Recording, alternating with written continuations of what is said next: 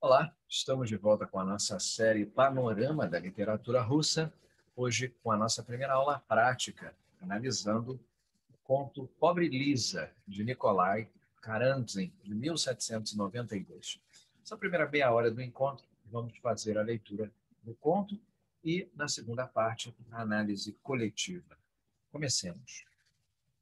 Pobre Lisa. É provável que nenhum habitante de Moscou conheça tão bem quanto eu os arredores desta cidade, porque ninguém costuma ir ao campo mais do que eu, ninguém vagueia mais do que eu, sem plano, sem rumo, aonde os olhos levam, por seus prados e bosques, por suas colinas e planícies. Todo verão encontro lugares novos e agradáveis ou novas belezas nos antigos. Mas o que mais me agrada é o lugar onde se elevam as torres góticas e sombrias do mosteiro de Simonov.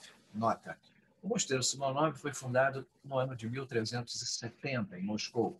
As suas 5 torres, em formato gótico, dão uma aparência distinta em relação aos outros mosteiros existentes na Rússia. Então, do alto dessa colina à direita, pode-se ver quase toda Moscou. Uma quantidade espantosa de casas e igrejas que se apresenta aos olhos como um majestoso anfiteatro. Um quadro magnífico, em especial quando iluminado pelo sol, quando seus raios vespertinos incidem sobre as inumeráveis cúpulas douradas e as inumeráveis cruzes que se elevam ao céu. Embaixo estendem-se prados férteis, exuberantemente verdes e floridos, e atrás deles, entre as areias amarelas, corre um rio claro, que se agita com os remos leves dos barcos de pesca ou borbulha sob o leme dos barcos de carga que vêm navegando desde os pontos mais férteis do Império Russo e suprem de cereais a ávida Moscou.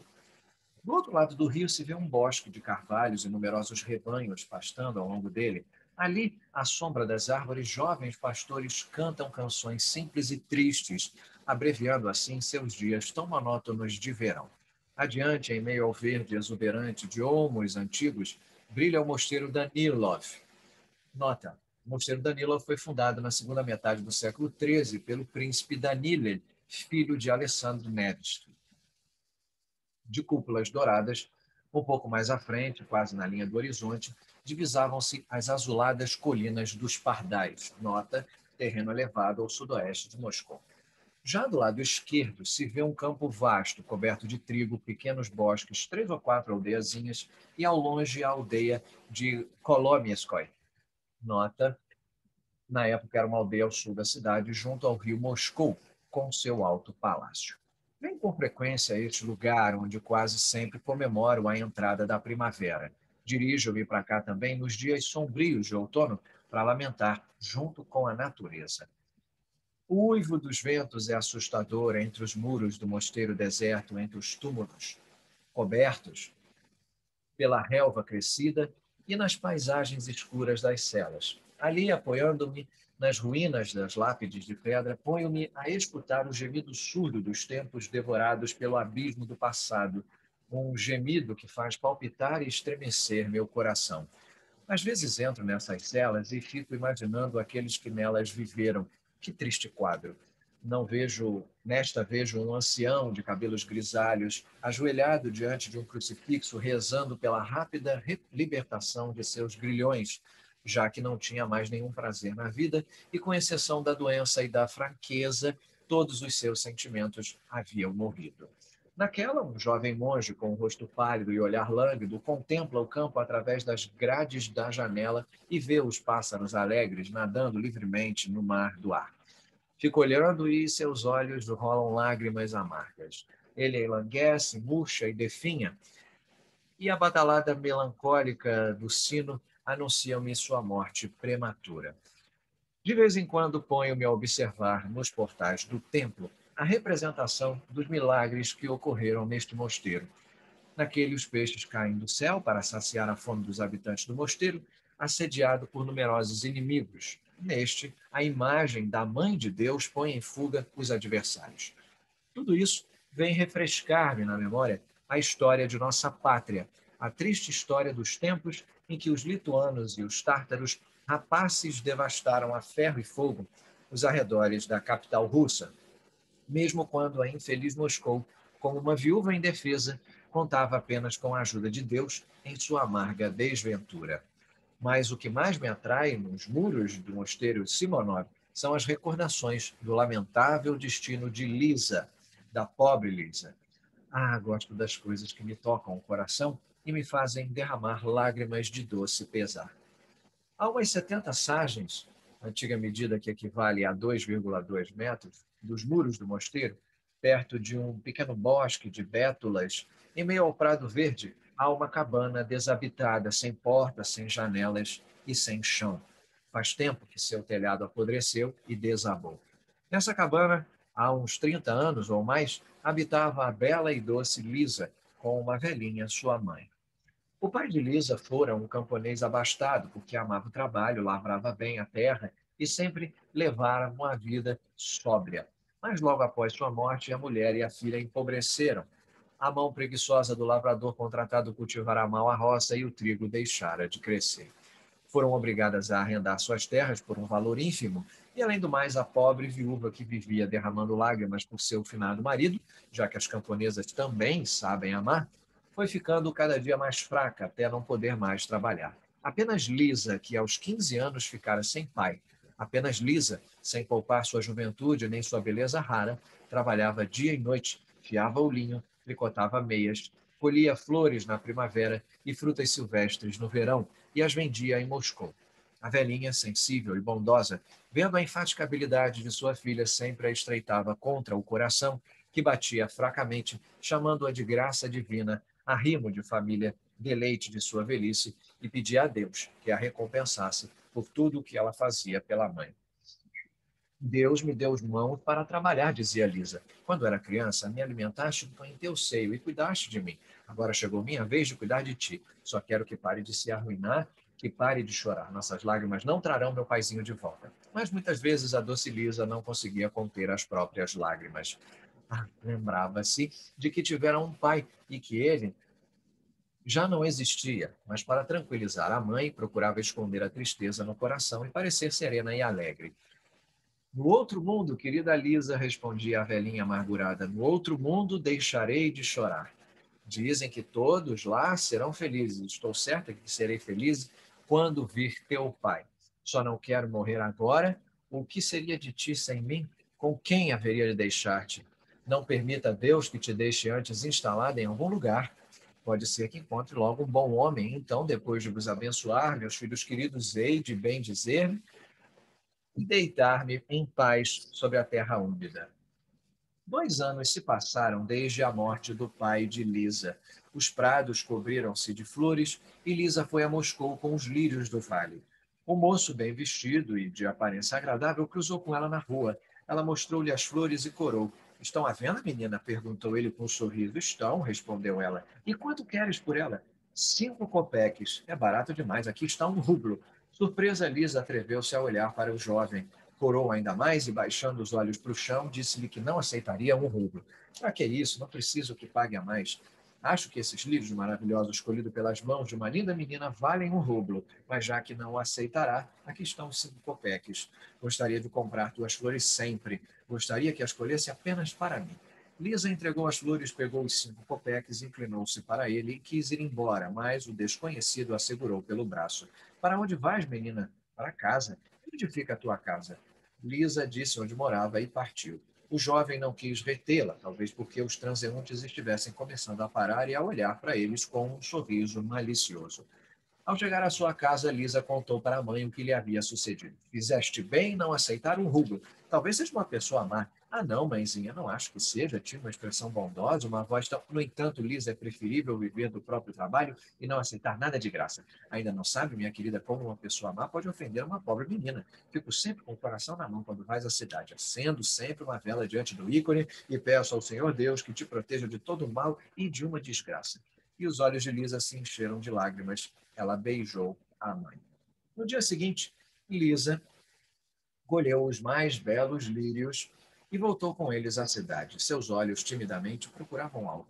Muitas pessoas quiseram comprar-lhe as flores, mas ela respondia que não estavam à venda, olhando ora para um lado, ora para outro.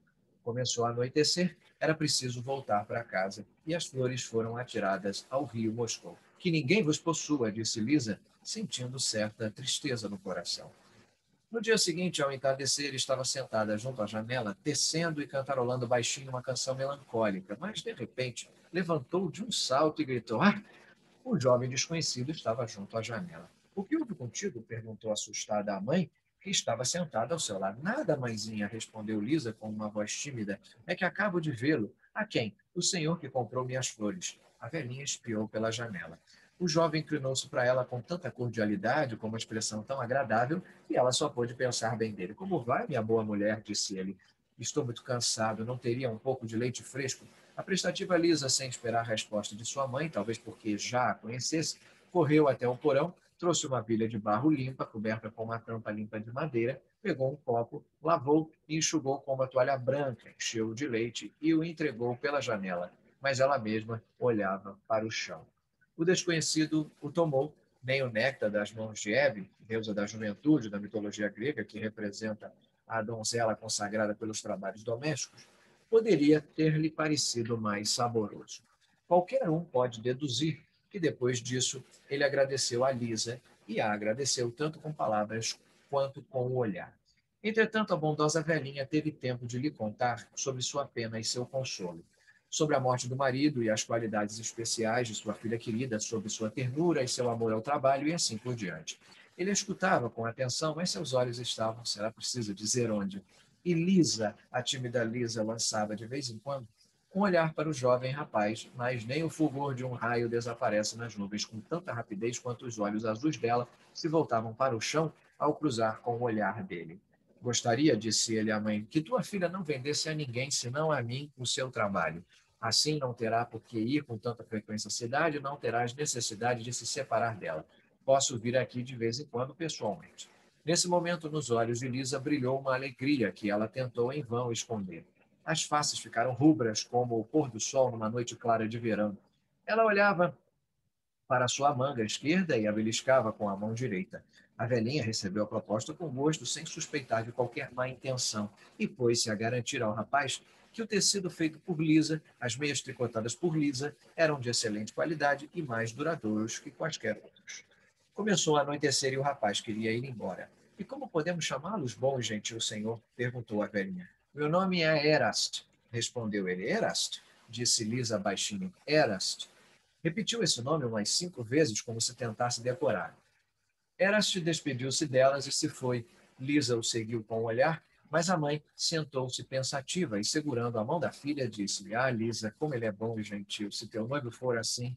O coração de Lisa estremeceu todo. Mãezinha, como isso seria possível? Ele é um senhor? E entre camponeses, Lisa não terminou a frase.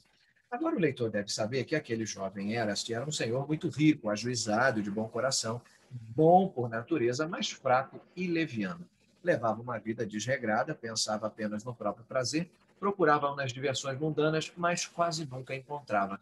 Ficava então entediado e reclamava de seu destino. Ao primeiro encontro, a beleza de Lisa causou-lhe no íntimo uma forte impressão. Ele lia romances, poemas idílicos, possuía uma imaginação muito viva e muitas vezes transportava-se em pensamentos para aqueles tempos passados ou imaginários em que, se acreditarmos nos poetas, todos passeavam despreocupadamente pelos prados, banhavam-se em fontes límpidas, beijavam-se como pombinhos, descansavam sob mirtos e roseirais e passavam todos os dias numa feliz ociosidade. Pareceu-lhe ter encontrado em Lisa algo que seu coração havia muito procurado. A natureza convida-me ao seu abraço, à sua alegria mais pura, pensou ele, e decidiu, pelo menos por um tempo, deixar a vida mundana. Voltemos a Lisa. A noite caía, a mãe abençoou a filha e desejou-lhe bons sonhos, mas dessa vez seu desejo não se cumpriu. Lisa dormiu muito mal. O novo hóspede de sua alma, a imagem de Erast, surgia-lhe tão vivamente que ela acordava quase a todo instante, acordava e suspirava. Lisa levantou-se, ainda antes do nascer do sol, foi até a beira do rio Moscou, sentou-se na grama, cheia de tristeza, e pôs-se a olhar para a névoa branca que se agitava no ar, e ao subir para o alto, deixava gotas brilhantes sobre o manto verde da natureza. O silêncio reinava por toda a parte, mas logo despontou a luz do dia, despertando a criação inteira. Os bosques e os arbustos reviveram, os pássaros alçaram voo, pondo-se a cantar, e as flores soergueram a cabecinha para matar a sede com os raios vivificantes de luz. Mas Lisa continuava compungida. Ah, Lisa, Lisa, o que aconteceu contigo? Até hoje, ao despertar com os pássaros, te divertias com eles pela manhã, tua alma pura e alegre brilhava com os teus olhos, como o sol brilha nas gotas de orvalho celeste. Mas agora estás perdida em pensamentos, e a alegria plena da natureza está alheia ao teu coração. Enquanto isso, o jovem pastor conduziu seu rebanho ao longo do rio, tocando sua flauta. Lisa ficou olhando para ele e pensou: se aquele que agora ocupa meu pensamento tivesse nascido um simples camponês, um pastor, e passasse agora diante de mim, conduzindo seu rebanho, eu o saudaria com um sorriso e diria amavelmente: bom dia, meu gentil pastor, para onde levas o teu rebanho? Aqui também cresce a grama verde para as tuas ovelhas, aqui também há flores escarlate com as quais se pode tecer uma guirlanda para o teu chapéu. Ele me fitaria com carinho e talvez segurasse minha mão. Que sonho! O pastor passou distraído com seu rebanho de cores variadas, tocando flauta, e desapareceu atrás da colina. De repente, Lisa escutou um ruído alegre, olhou para o rio e avistou um barco, e no barco estava Eras. Seu coração foi-se a bater mais rápido, e não era de medo, claro. Ela se levantou e quis ir-se, mas não pôde. Eras pulou para a margem, aproximou-se de Lisa, e seu sonho, em parte, se cumpria, já que ele a fitou com carinho e segurou-lhe a mão. Mas Lisa tinha o olhar baixado, as faces em chamas e o coração palpitante, não conseguiu soltar-se de suas mãos, nem conseguiu virar-se quando ele aproximou dela seus lábios rosados. Ah, ele a beijou, beijou com tanto ardor que o universo inteiro pareceu-lhe arder em chamas. Querida Lisa, disse Erasto, querida Lisa, eu te amo. E aquelas palavras ressoaram-lhe nas profundezas da alma como uma música encantadora celestial. Ela mal ousava crer no que ouvia. Mas deixo a pena de lado. Direi apenas que, nesse momento de êxtase, a timidez de Lisa desaparecera e Erasto soube que era amado, apaixonadamente amado, por um coração novo, puro e franco. Sentaram-se na grama e, de forma tal que não sobrava muito espaço entre eles, fitavam-se nos olhos e diziam um ao outro: ama-me, e 2 horas lhes pareciam um átimo. Afinal, Lisa lembrou-se de que sua mãe poderia estar preocupada com ela, era preciso que se separassem. Ah, Eras, disse ela, haverás de me amar sempre, sempre, querida Lisa, sempre, respondeu ele. E pode jurar-me? Posso, encantadora Lisa, posso. Não, não preciso de juras. Acredito em ti, Eras, acredito. Como poderias enganar a pobre Lisa? Isso seria impossível, impossível, impossível, querida Lisa. Como estou feliz e como minha mãezinha ficará contente quando souber que me amas. Oh, não, Lisa, não há necessidade de dizer-lhe nada. E por quê? Os velhos são muitas vezes desconfiados. Ela poderia imaginar algo de ruim. Isso nunca aconteceria. No entanto, eu te peço, não lhe diga uma palavra sobre isso. Está bem, devo obedecer-te, embora preferisse não ocultar nada a ela. Eles se despediram, beijaram-se pela última vez e prometeram encontrar-se todos os dias ao entardecer ou na margem do rio, ou no bosque de Bétulas, ou em algum lugar próximo da cabana de Lisa, contanto que se vissem sem falta. Lisa foi embora, mas seus olhos voltaram-se uma centena de vezes para trás, para Eraste, que continuava de pé na beira do rio, seguindo-a com o olhar. Lisa voltou para sua cabana numa disposição completamente diferente daquela em que a deixara. A alegria de seu coração estampava-se em seu rosto e em todos os seus movimentos. Ele me ama, pensava, e ficava encantada com esse pensamento. Ah, mãezinha, disse Lisa, sua mãe que acabara de acordar. Ah, mãezinha, que bela manhã. Está tudo tão alegre no campo, as cotovias nunca cantaram tão bem, o brilho do sol nunca foi tão luminoso, as flores nunca exalaram perfume mais agradável. A velhinha, apoiando-se numa bengala, saiu para o prado para aproveitar a manhã que Lisa descrevera com cores tão encantadoras. De fato, ela lhe pareceu excepcionalmente agradável. Para ela, sua encantadora filha havia inspirado toda a natureza com sua alegria. Ah, Lisa, disse ela, como é bom tudo o que vem do Senhor, nosso Deus. Há 60 anos que vivo neste mundo e não me canso de admirar a criação do Senhor, não me canso de admirar o céu claro, que parece um imenso manto, e a terra, que a cada ano é coberta com nova grama e novas flores. O Tsar Celestial devia amar muito o homem quando criou tão bem este mundo para ele. Ah, Lisa, quem haveria de querer morrer se não houvesse às vezes a dor? Por certo, assim deve ser. Se nossos olhos nunca derramassem lágrimas, talvez nos esquecêssemos de nossa própria alma. E Lisa pensava, prefiro esquecer minha alma a esquecer o meu amigo querido. Depois disso, Eraste e Lisa, temendo quebrar sua palavra, encontravam-se todas as noites, assim que a mãe de Lisa se deitava para dormir. nas margens do rio ou no bosque de bétulas, mas com mais frequência à sombra dos carvalhos centenários que cresciam a umas 80 sagens da cabana. Carvalhos que sombreavam um lago profundo e límpido, escavado ainda em tempos remotos. Lá, muitas vezes, por entre ramos verdes, a lua silenciosa prateava com seus raios os cabelos claros de Lisa, com os quais brilhavam os zéfiros e a mão de seu querido amigo. Muitas vezes esses raios iluminavam nos olhos da doce Lisa uma lágrima brilhante do amor que Irá sempre secava com um beijo. Eles se abraçavam, mas a tímida e casta Cíntia, uma referência à deusa da lua, não se escondia deles nas nuvens. Seus abraços eram puros e imaculados. Quando, dizia Lisa para Eraste, quando me dizes, meu amor, minha amiga, quando me estreitas contra o seu coração e me fitas com teus olhos ternos, nessa hora me sinto tão bem, mas tão bem que me esqueço de mim mesma, esqueço-me de tudo, exceto de Eraste. É maravilhoso, meu amigo, que tenha podido viver tranquila e feliz sem conhecer-se. Agora não consigo entender isso. Agora acho que a vida em sem ti não é vida, mas tristeza e tédio. Sem teus olhos, a lua clara fica escura. Sem tua voz, o canto do roxinol é entediante. Sem tua respiração, a brisa parece desagradável. Eras estava encantado com sua pastora, era como chamava Lisa, e ao ver como ela o amava, ele parecia mais agradável aos seus próprios olhos. Até as diversões mais suntuosas da alta sociedade lhe pareciam insignificantes em comparação com estes prazeres com que a amizade apaixonada de uma alma pura nutria seu coração. Pensava com repulsa na volúpia lúcida que antes se inebriavam os seus sentimentos. Viverei com Lisa como irmão e irmã, pensava ele, nunca me aproveitarei de seu amor e serei sempre feliz. Jovem insensato, conheces teu próprio coração? Poderás sempre responder por teus atos? Será a razão sempre dona dos teus sentimentos?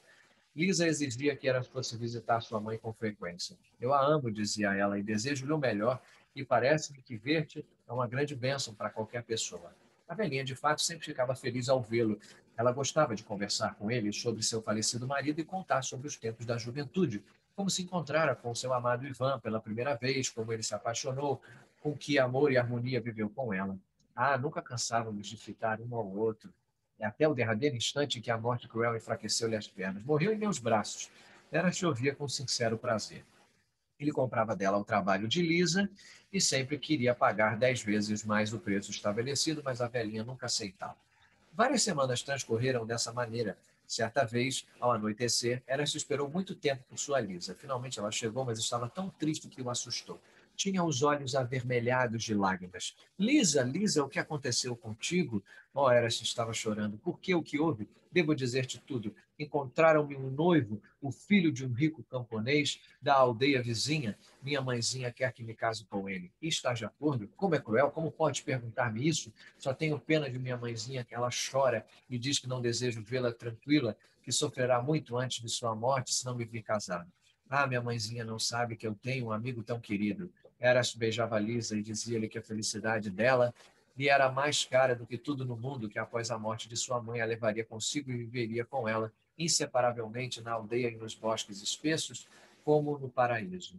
No entanto, não se podes ser meu marido, disse Lisa suspirando baixinho. E por quê? Sou uma camponesa.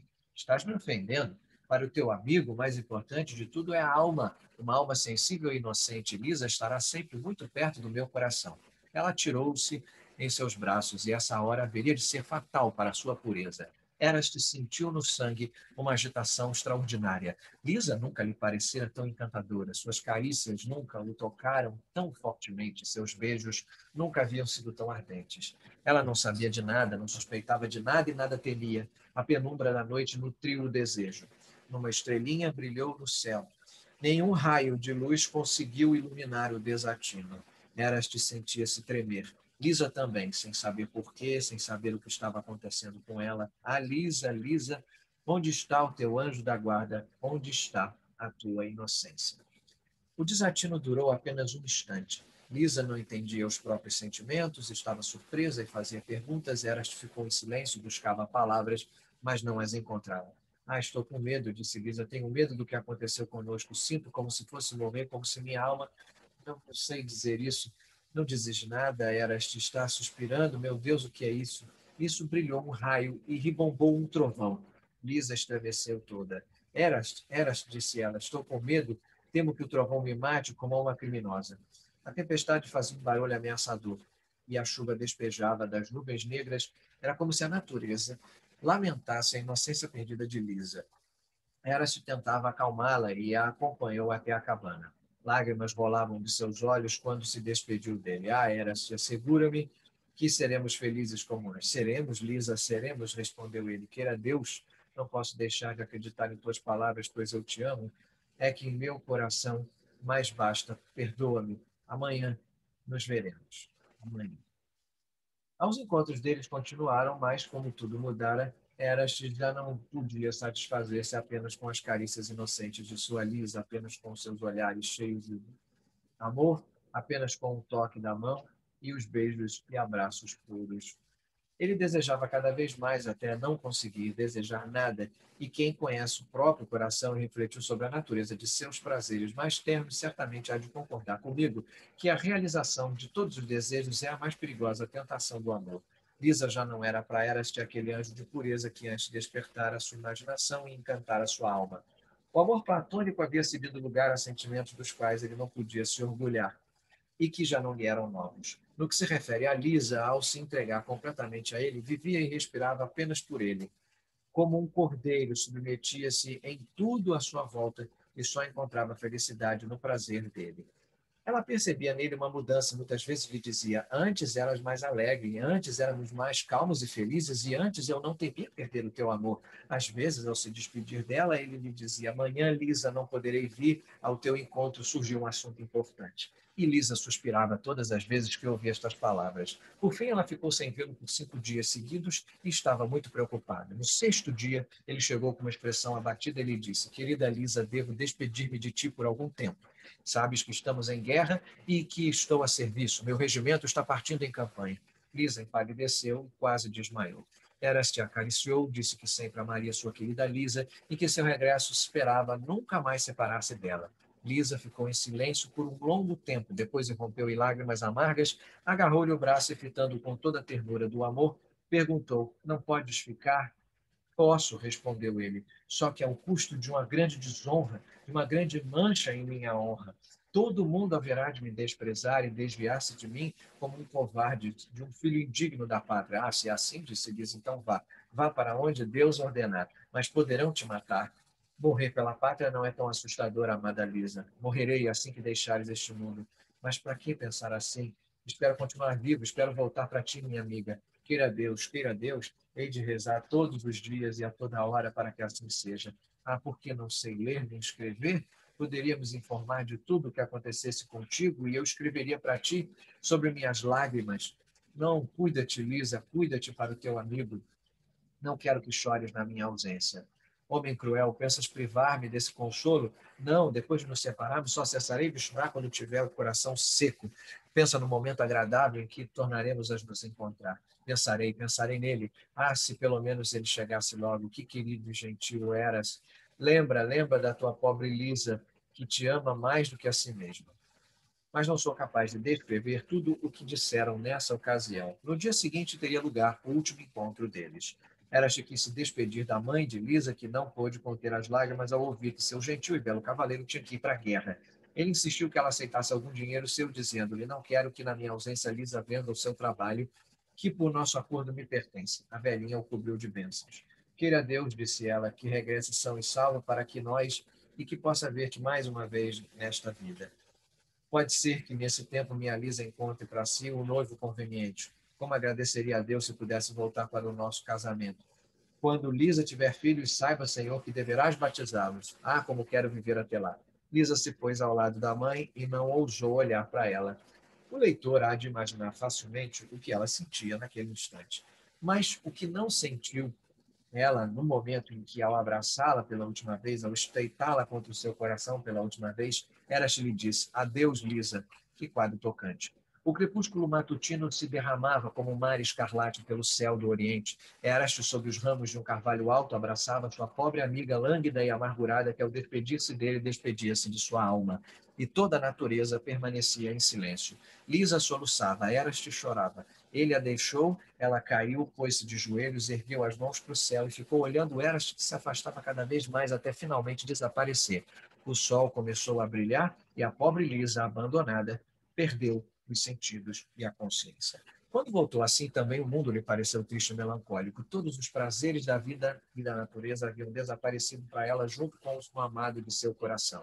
Ah, pensava ela, por que permaneci nesse deserto? O que me impede de voar atrás do meu querido Eraste? A guerra não me assusta. O que me assusta é estar onde não está o meu amigo. Quero viver com ele, morrer com ele, ou salvar sua preciosa vida com a minha própria morte. Espera, espera, meu amado, estou voando para junto de ti. Ela já ia correr atrás de Eraste, mas o pensamento a deteve. Tem uma mãe. Lisa suspirou, baixou a cabeça e foi a passos lentos para sua cabana. Desde esse instante, seus dias foram dias de tristeza e dor que tinha de esconder de sua querida mãe, com o que sofria ainda mais em seu coração. Ele só encontrava alívio quando Lisa, ao isolar-se no denso bosque, podia derramar lágrimas livremente e gemer pela ausência de seu amado. Muitas vezes uma rolinha triste vinha juntar sua voz queixosa ao lamento dela, mas às vezes, embora muito raramente, um raio dourado de esperança, um raio de consolo, iluminava a escuridão de sua dor.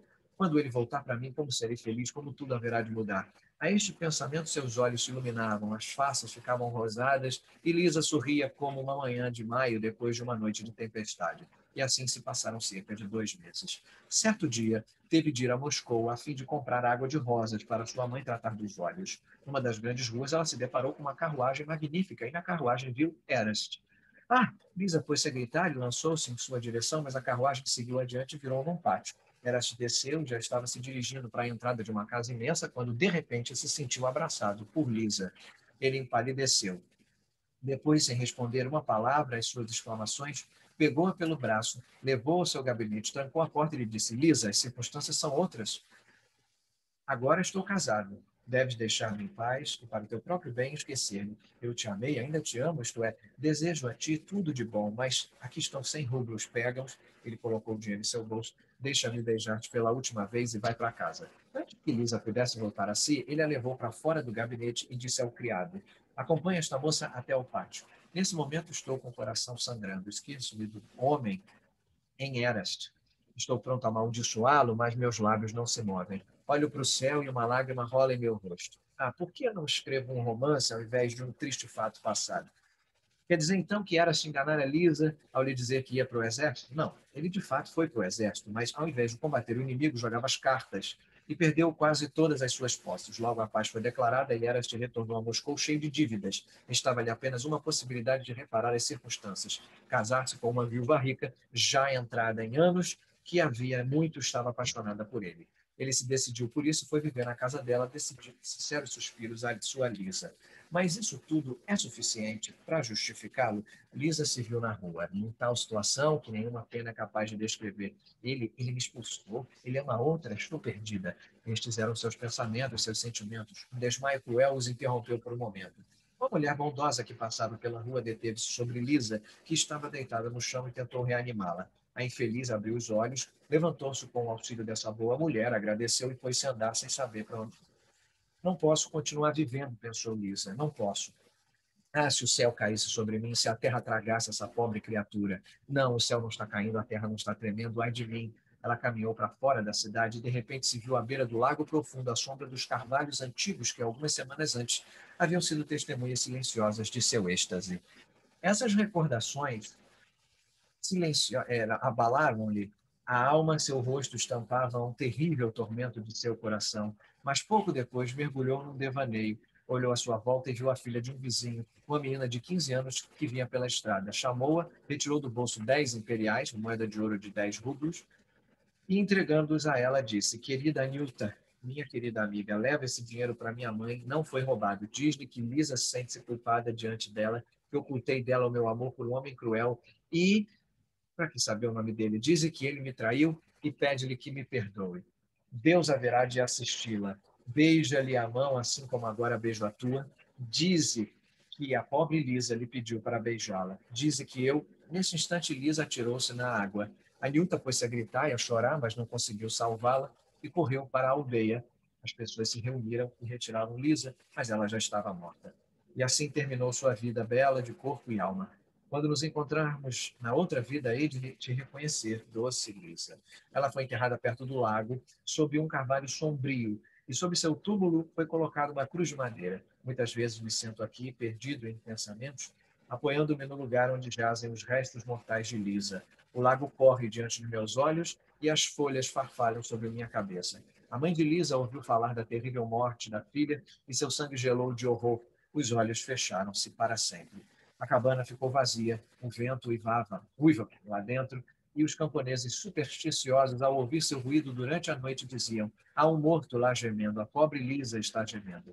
Eras-te foi infeliz até o fim de sua vida. Ao saber do destino de Lisa, não pôde encontrar consolo e considerava-se um assassino. Eu mesmo o conheci um ano antes de sua morte.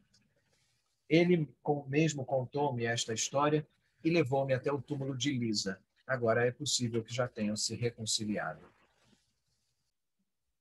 Bom, então a gente agora vai passar para a análise de Pobre Lisa, do Caranze, que é o ponto do nosso estudo de hoje, 1792, e também nossa primeira aula prática, onde a gente vai começar a fazer esses trabalhos. Lembrando sempre que a análise do conto é uma coisa muito prática, muito pragmática. Você aprende mais fazendo do que qualquer outra característica. Não há uma abordagem específica, existe um equívoco em análise e a gente não, claro, não vai entrar num debate teórico sobre questões analíticas, mas é preciso ter ferramentas de trabalho que vocês saibam que cada vez mais há um entendimento dentro dos críticos e dos teóricos da literatura que é, no mínimo, uma ingenuidade de qualquer analista escolher meia dúzia de teorias e aplicar no objeto estético. Então, eu gosto do estruturalismo, então deixa eu usar isso aqui no Pobre Lisa. Olha, eu acho muito interessante essa análise aqui de unidades mínimas, deixa eu jogar no Pobre Lisa. Na verdade, você tem que ter um primeiro contato com o conto, como esse que tivemos, e depois você, em minúcias, vai extraindo novos e novos elementos e identificando qual é a melhor ferramenta para você aplicar. E às vezes mais de uma ferramenta, para não dizer quase todas as circunstâncias, mais de uma ferramenta pode ser aplicada. Um dos aspectos mais fundamentais que volta e meia são relevantes é pensar no contexto social de produção. A ideia do contexto social de produção traz muitas imagens e aqui também o nosso autor, o Nicolas Caranzi. Nós temos uma referência do Caranzi, né, que ele, de muitas maneiras, representa essa figura cultural aí na Rússia, que ele tem uma produção bastante consistente de poesia, ele faz muitas traduções, ele trabalhou também como crítico de teatro, isso é importante pôr, né? Além de escritor, era jornalista e foi um dos grandes historiadores na formação da identidade nacional da Rússia. E isso vem, claro, de acréscimo. Ele que viveu entre 1766 e faleceu em 1826, portanto, numa virada histórica do século XVIII para o século XIX, esse período do conto que nós estamos falando, quem está no poder é a czarina aqui, Catarina a Grande. E o período de Catarina a Grande, muito refletido, inclusive em minúcias do conto, é um período que, no exato momento em que o narrador do conto fala, está em 1792. E ali aconteceu, acabaram, né, o armistício, o fim da guerra com os turcos foi assinado em janeiro desse 1792, e também a guerra com a Polônia vai se findar nesse mesmo ano de 1792. Então, a questão propriamente dita do status marcial é presente na fala do narrador e também presente na história. Claro, porque se eu for fazer um paralelo e eu voltar, como ele diz, os eventos acontecerão 30 anos antes, então eu estou aí, portanto, por volta de 1762, inicinho da década na Rússia, né? nesse primórdio da referência, é um período que a gente vê ali exatamente a figura do que eles chamavam na época de Pedro III, que é sucedido, né, no início de janeiro, e, pasmem, é o momento em que assume o poder a Catarina a Grande. Ela exatamente em 1762. Então, existe uma peculiaridade que talvez vocês possam ajudar a esclarecer nessa análise, que o momento em que a história de Lisa se desenvolve, tendo por base o momento de fala do narrador, que é 1792, e ele não nos deixa nenhuma impressão que não seja a de contemporaneidade, muito pelo contrário, inclusive vários trechos ele faz menção do tipo, deito a pena e estou aqui sob o mesmo salgueiro onde a pobre Lisa e onde estão seus restos mortais, aquele casebre. Então ele está falando disso 30 anos depois da morte dela. E essa ocorrência coincide, tendo ela falecido em torno de 30 anos antes, com o começo do reinado da Catarina Grande. O famoso Tratado de São Petersburgo, que termina a guerra da Rússia com a Prússia, é de 1762. Então, a gente pode apenas especular que a tal guerra que o Erast travou, que ele foi para o exército, deve ter sido a guerra entre a Rússia e a Prússia. Né? Então, essas negociações elas foram encerradas no Tratado de São Petersburgo, que foi exatamente desse ano de 1762. Então, se você escavucar como se fosse um cachorrinho ali na grama, procurando alguma coisa, você vai ver uma relação temporal entre essas datas de 1762 e 1792. Lembrem de uma das coisas mais importantes em análise. O autor, ele sabe tudo o que ele diz, mas ele não aquilata a totalidade daquilo que diz.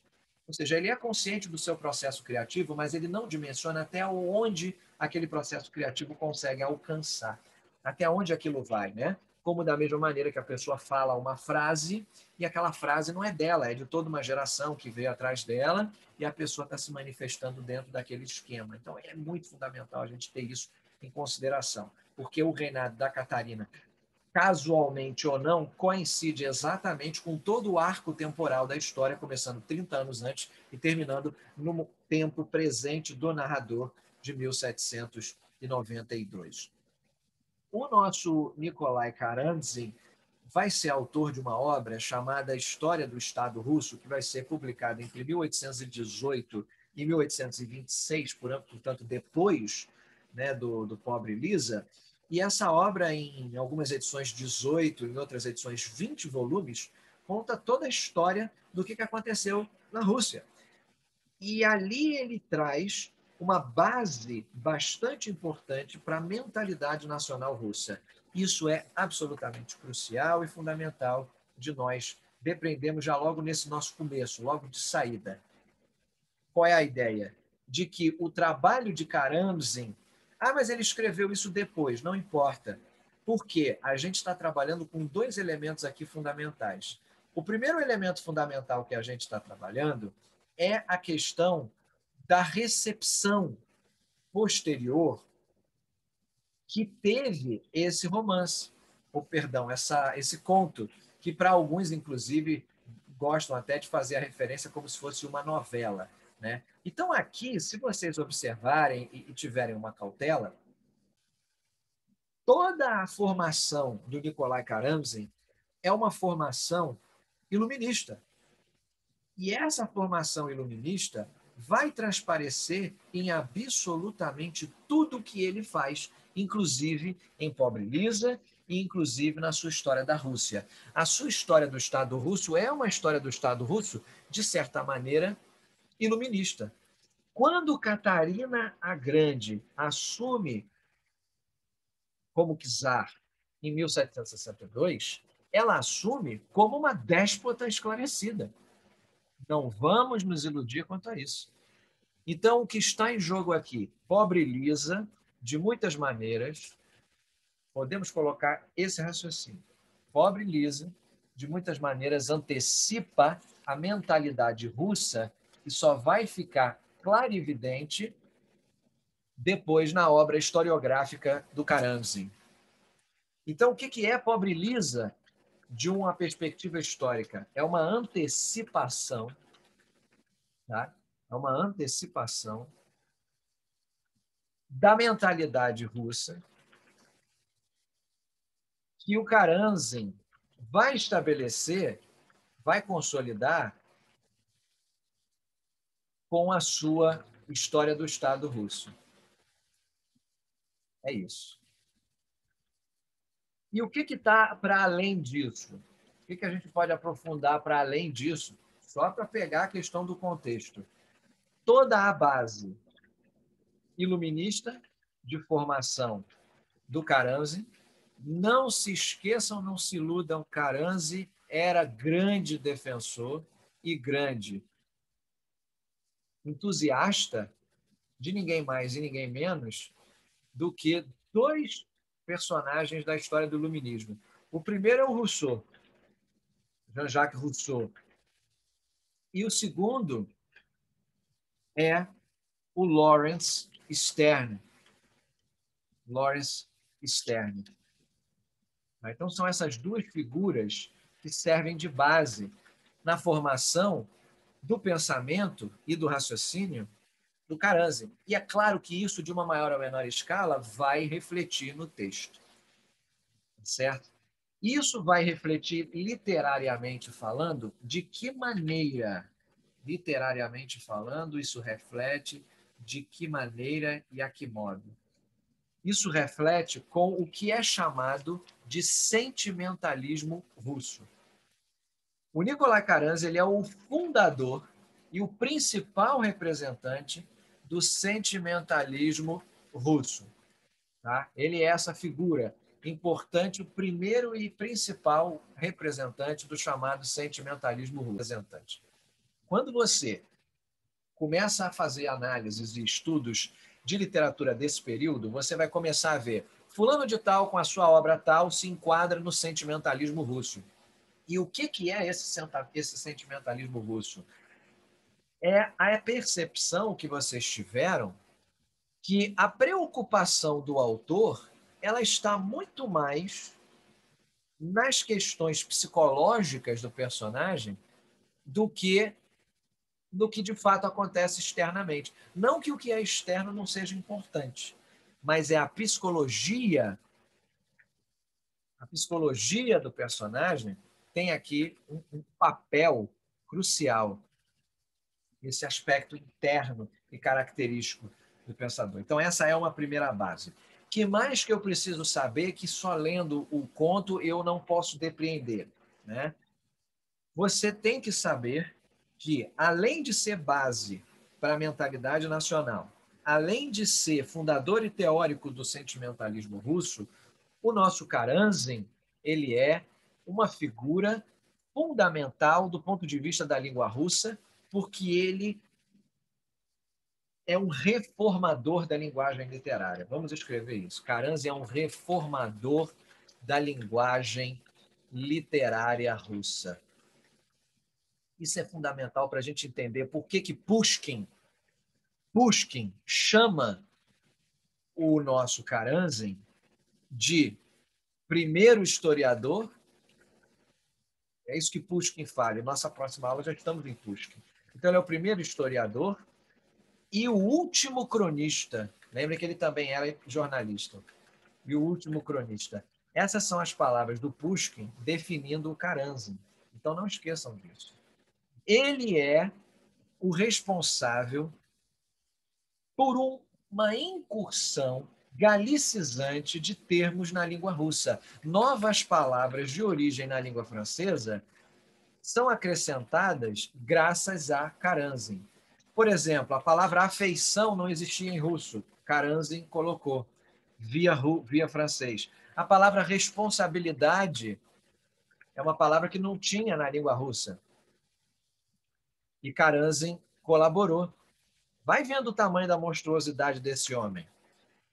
Que mais? A palavra desconfiança, que talvez tenha uma importância aqui no conto, a palavra indústria, e a palavra humano, pasmem, não pertenciam à língua russa e foram incorporadas graças ao nosso Karamzin.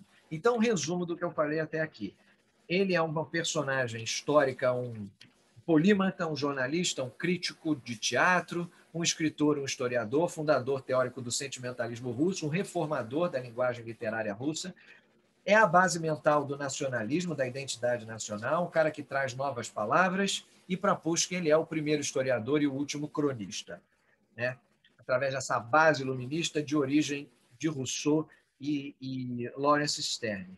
A família do Dostoiévski lia isso de forma coletiva, eles liam Karamzin coletivamente, só para você sentir o nível da coisa, né? Porque depois, quando a gente chegar naquela monstruosidade que é Dostoiévski, a gente já tem noção que Dostoiévski era cognoscente de Karamzin, como quase todo mundo que fez qualquer coisa que presta na literatura depois do Karamzin.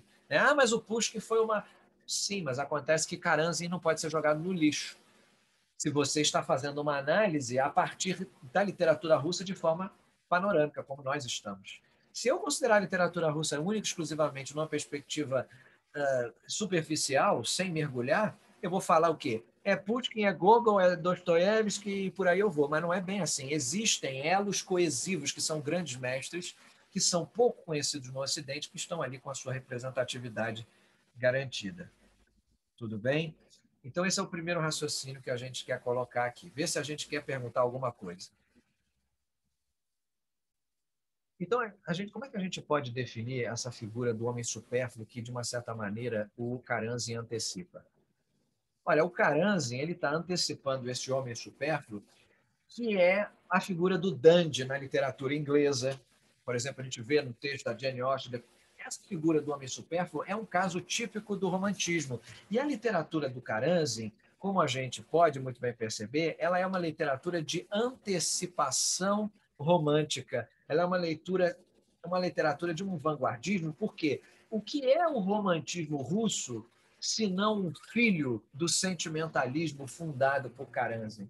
Estão percebendo? Então, quando a gente vê aquela figura do dandy, para a gente fazer a comparação com a literatura inglesa e até com a literatura americana em alguns aspectos, daqueles homens que habitavam as 13 colônias, enfim, e tinham uma vida voltada para o luxo e propriedades, etc., etc., a gente consegue ver esses elementos em paralelo, né? Então, é uma antecipação. E essa antecipação está na figura do Erast, né? O Erast é aquele com quem a gente pode fazer uma associação, ou por que não dizer até uma ilação, que demonstra a capacidade de nós vermos um personagem completamente afeito aos prazeres da vida, que acha que pode colocar uma pausa na sua realidade de homem e ele acaba, no fundo, indo justamente para aquilo que ele quer evitar. Ele se comporta exatamente como ele sempre se comportou. Então, não há novidade na figura do Erast aqui, né? Ele é um homem que está seguindo a sua natureza. Isso é importante porque é um dos muitos temas que a gente vai encontrar nesse conto. Me dá exemplo de alguns temas que a gente tem aqui. Por exemplo, a ideia da natureza. A natureza é um tema recorrente aqui, né? Sempre a natureza está presente. Então, a gente pode fazer, de repente, uma árvore de temas para associar essa característica, e a gente pode botar assim, por exemplo, temas, né? Natureza temática aqui do conto. A gente tem essa referência, que é uma referência bastante tradicional, que é a da natureza. A natureza está presente em tudo. Temos a temática do amor desigual, porque esses dois eles são de mundos completamente diferentes. Temos a temática da maternidade, porque, vejam, a figura da mãe da Lisa está sempre presente, inclusive determinando questões do destino da jovem Lisa, porque ela quer, em algum determinado momento que ele diz que ele vai para a guerra, ela quer ir atrás dele, mas não vai porque ela diz, eu tenho mãe, né? Então, a ideia da maternidade ela é considerada. E a gente poderia até entrar aqui, por exemplo, num debate, numa discussão de que maneira a maternidade era uma via de mão dupla, porque Lisa era mãe da própria mãe ao cuidar dela de forma contínua e dedicada, e a mãe era a mãe no sentido de exigir as coisas que a sociedade exige dos homens e das mulheres. Estão percebendo? Então, esses temas nevrálgicos e centrais dão muita margem, principalmente para os símbolos, que a gente vai ver um pouquinho mais à frente. Tudo bem? Então, acerca dos temas, a gente pode ficar com essas três, que são a natureza, o amor desigual e a maternidade. Esses temas são grandes temas aqui representados. Nós temos também a noção dos símbolos que podemos colocar aqui. Esses símbolos são muito importantes para a nossa análise. Símbolos, em geral, sempre que presentes, são importantes. Alguns símbolos que eu acredito sejam dignos de menção aqui. Por exemplo, o símbolo da tempestade. Eu não sei se vocês fizeram essa relação, essa associação, mas a tempestade, ela representa aqui a própria perda da virgindade da nossa Lisa, né? Ela perde essa virgindade, ela perde a pureza. A tempestade representa a destruição do aspecto virginal de Lisa, né? E isso, para essa sociedade, é algo absolutamente tenebroso, né? Não se pode pensar que há a possibilidade dessa mulher ser,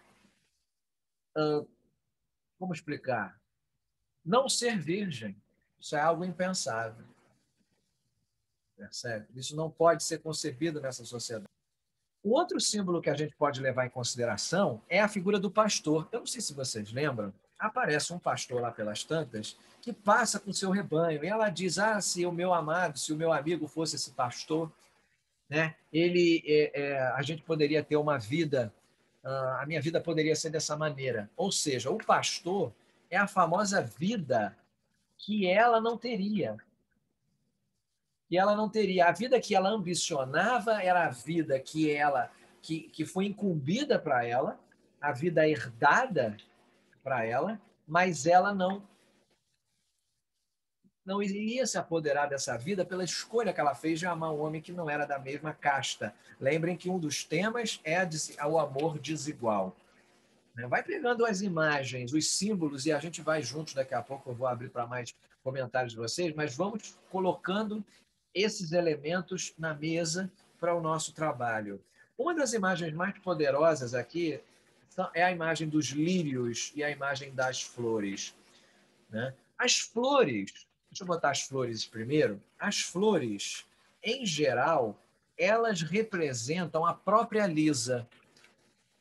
Se você voltar no texto e sublinhar, quando o narrador compara a Lisa com as flores, ele inicialmente faz uma associação dela com a bétula, depois ele faz um comentário da Lisa com outras flores, e aí chega um ponto em que Lisa começa a ser o tempo inteiro associada com a figura do lírio. E aí é que a coisa muda de figura. O lírio é a flor do casamento. O lírio representa uma imagem muito contundente, porque, em determinadas circunstâncias, claro que devem ser atingidas, não é sempre, mas é perfeitamente possível, o lírio ele pode ser até letal, por causa do veneno, né? Então, o lírio simboliza ao mesmo tempo o casamento e, no caso da Lisa, representa a sua morte, representa o seu suicídio. Então, Lisa muda ao sabor das circunstâncias, vai mudando, cada hora ela é uma flor e, ao fim, ela é o próprio lírio, que era colhia. E vejam, ao colher o lírio da natureza, Lisa representa a si mesma, porque quando ela tira o lírio da natureza, é igual, é análogo, a gente chama isso em análise de símile, é uma comparação análoga a ela estar se retirando de sua própria natureza de camponesa para se envolver com esse homem. Quando ela pega o lírio da natureza e entrega na mão do homem, vende para o homem, ela faz a mesma coisa com sua alma e com seu sentimento, e ela própria diz isso, né? Ela ama a ele mais do que ama a si própria. Então, essas imagens, essa simbologia é fundamental para a gente compreender a profundidade e o porquê que isso é literatura e não conto da carochinha, conversa de botequim. Trata-se de uma literatura de alto estirpe. Alguns podem gostar, outros não, mas não é o que vem ao caso, a opinião nossa. O que interessa são os elementos polissêmicos, a quantidade de sentidos e significados, os temas, os símbolos e vários aspectos que a gente pode trabalhar.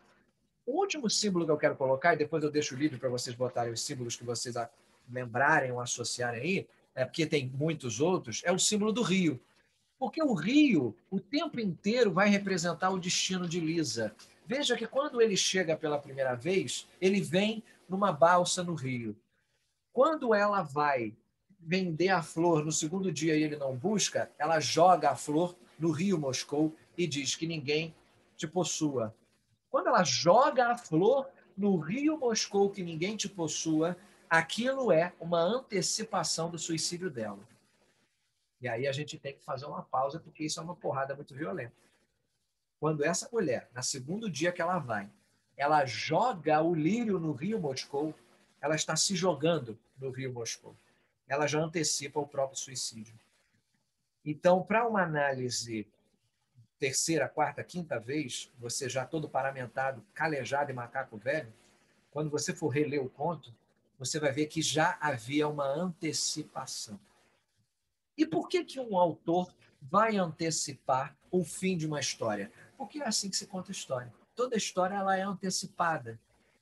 Aquela questão de você lançar sementes para que no final o desfecho faça sentido. E aqui vai acontecer o mesmo com Lisa. Então pensa em Lisa como uma flor, como o lírio, e o rio como um destino. Ah, mas Lisa no começo era uma flor mais alegre. Ele fez várias comparações de flores alegres. Sim. E aí você entra numa coisa que eu acho que vai ser o raciocínio mais importante antes de eu abrir para esse primeiro bloco de giro de perguntas de vocês, que é o seguinte. É o raciocínio da imagética do conto. Como que a imagem do conto ela se perpassa. O que quer dizer essa imagética? Como é que são costuradas? Como é que são costuradas esses símbolos com os temas e os personagens e os diálogos e a fala do narrador? Tudo isso é costurado dentro de uma imagética. O que é a imagética? É essa impressão que fica depois que a história termina. Depois que há um mood, os ingleses chamam isso de mood, né? Que é aquele ambiance, aquela alma, aquele espírito da história que você consegue capturar. Por exemplo, se a gente está lendo Pobre Lisa e lá pelas tantas, a mãe dela diz para ela, minha filha, case com o primeiro homem rico que lhe aparecer. Isso faria algum sentido dentro do espírito da história? Não.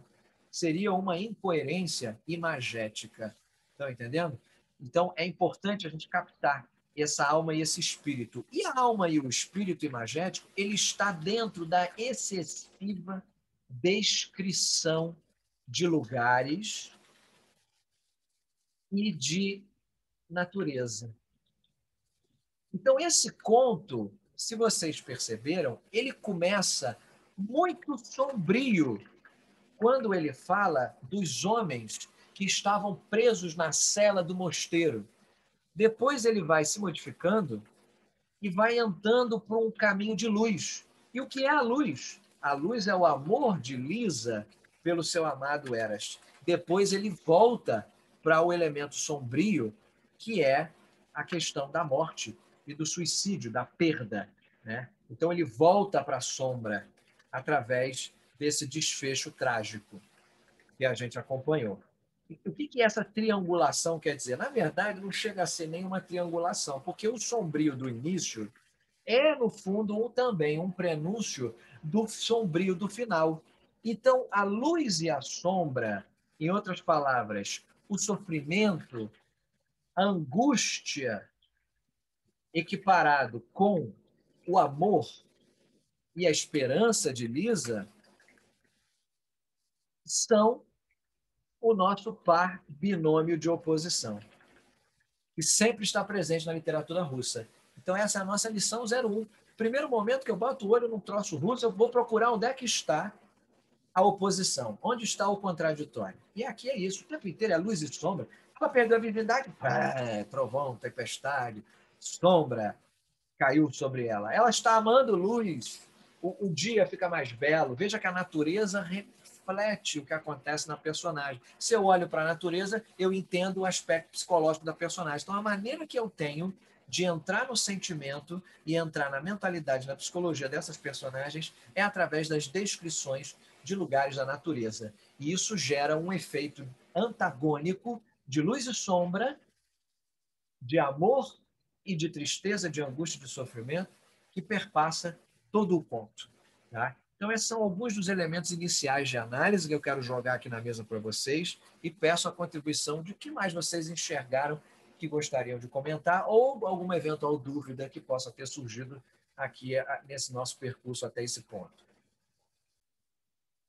Indo ponto com a nossa mentalidade do século XXI, é um pouco factível que a gente poderia compreender no pensamento contemporâneo que assim não teria na literatura, na própria literatura americana, por exemplo, no século XIX, um autor que escreve meu nome é tal e ele já entra no assunto. O Tolstói, o Dostoiévski imediatamente vão ao assunto, né? E aqui não vemos esse aspecto sendo manifestado. Há essa percepção. Depois, claro, a gente se engaja na história, mas chama muita atenção que, inicialmente, ele não se identifica, ele volta a 30 anos no passado, relata a questão dos mosteiros. Então, não há uma entrada imediata no assunto, né? Então, há essa construção inicial que a gente vê nas primeiras páginas, e a ótica é você ficar um pouco ali dentro do ar, e depois é que ele entra no tema. É importante vocês colocarem isso pelo seguinte: essa ideia, essa imagem que é constituída, isso daí, essa construção descritiva, em que ele fala de um mosteiro, e fala do monge na cela, ajoelhado, dando a própria morte, o outro que desistiu da vida, etc, etc. O que ele está criando? Ele está criando o tal mood, a tal alma, a tal percepção, o tal espírito. Ele está nos levando, nós que chegamos nus, sem saber do que se trata a história, ele está nos levando para um ponto lúgubre. Ele não pode começar a história sem o elemento lúgubre. Ele não pode se dar esse luxo, como se dariam mais tarde os nossos românticos russos. Percebe? Ele, como antecipador dessa estética, como antecipador de uma alma conflituosa que é a alma russa, ele só pode tratar uma temática fazendo um preâmbulo. É igual quando, eventualmente, numa literatura antiga, o cara fazia um exórdio ou fazia um preâmbulo e ele começava a trazer uma série de informações. Você fala, meu Deus do céu, do que esse homem está falando? Quando chegava ali na frente, você começava a se encontrar, né? Ele, inclusive, tem essa postura que lá pelas tantas, ele cita, né? Ele vem dizer do que ele está abordando, qual é o assunto efetivo, né, da história. Ele primeiro começa falando que nenhum habitante conhece tão bem quanto ele os arredores de Moscou, ele vem falando que ele vai com frequência àquele lugar, fala do mosteiro Danilov, fala do mosteiro, né, do Simonov, fala daquilo tudo, e ele só lá pelas tantas é que ele cita. E ele começa essa mudança, essa virada do assunto, essa mudança repentina do assunto, ele fala de uma cabana. E quando ele fala da cabana, ele diz, nessa cabana, há uns 30 anos ou mais, habitava a bela e doce Lisa com uma velhinha sua mãe. É aí que ele começa realmente a história. Mas você já foi levado para dentro da cela de um mosteiro, com um monge que estava ajoelhado, você já viu situações graves que ele fala, ele já falou ali, os pássaros alegres, ele enlanguece, murcha, definha, a badalada melancólica do sino anuncia sua morte prematura. Ele já falou até de morte. E aí ele diz, mas o que me mais atrai aos muros do mosteiro são as recordações do lamentável destino de Lisa. Sabe? É que nem aquela história que a pessoa vai contar, mas ela começa a contar já aos prantos. Quando ela fala a primeira adversidade da história, que nem foi a pior, você já está chorando junto, já está abraçando, pedindo pelo amor de Deus. É mais ou menos isso. Ele cria esse mood, esse espírito. E isso é feito através da descrição de lugares da natureza, criando essa ambiance, essa percepção sombria, e ele traz, já no começo, ele vai contar uma história alegre? Não. Ele diz, são as recordações do lamentável destino de Lisa. A primeira coisa que ele fala, antes de ele falar Lisa, ele fala lamentável. Então você já sabe que não vai dar bom no fim dessa história. Mesmo que você lá pelo meio ache bonitinho, não, é paixão e coisa e tal, é o mexe-mexe, todo mundo apronta. É beijo para cá, beijo para lá, beijo na mão, beijo no pé. Mas você já foi advertido. Não prestou atenção porque não quis, que o destino de Lisa é lamentável, da pobre Lisa. E aí ele diz: ah, narrador, gosto das coisas que me tocam o coração e me fazem derramar lágrimas de doce pesar. Gente, não vai vir um conto de humor mesmo. Né? Ele está levando a gente, mas a luz está lá presente, o que pode ser algo é um clímax.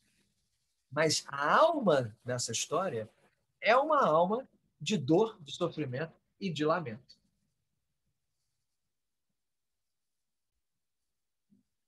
E é curioso porque antes desse aspecto lúbrico, ele fala da colina, ele fala que ele está visualizando ali toda Moscou, ele descreve com muita admiração e o conhecimento que ele tem, ele fala do sol, ele fala da mata, ele fala do rio, depois do rio, enfim. Então ele começa com o aspecto beleza e depois é que vem o lúgubre.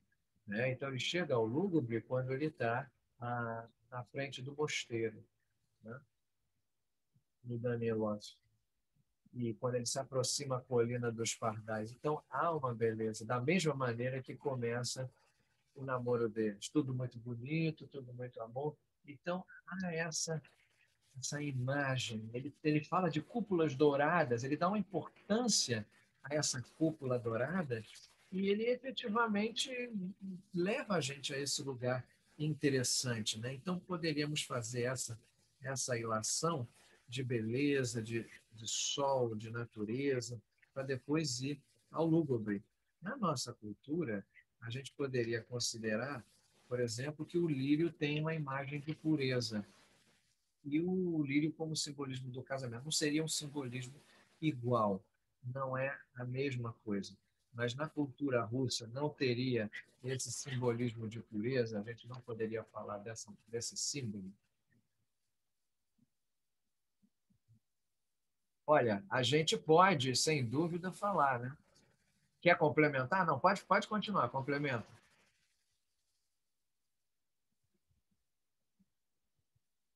É interessante a complementação que está sendo feita, que a característica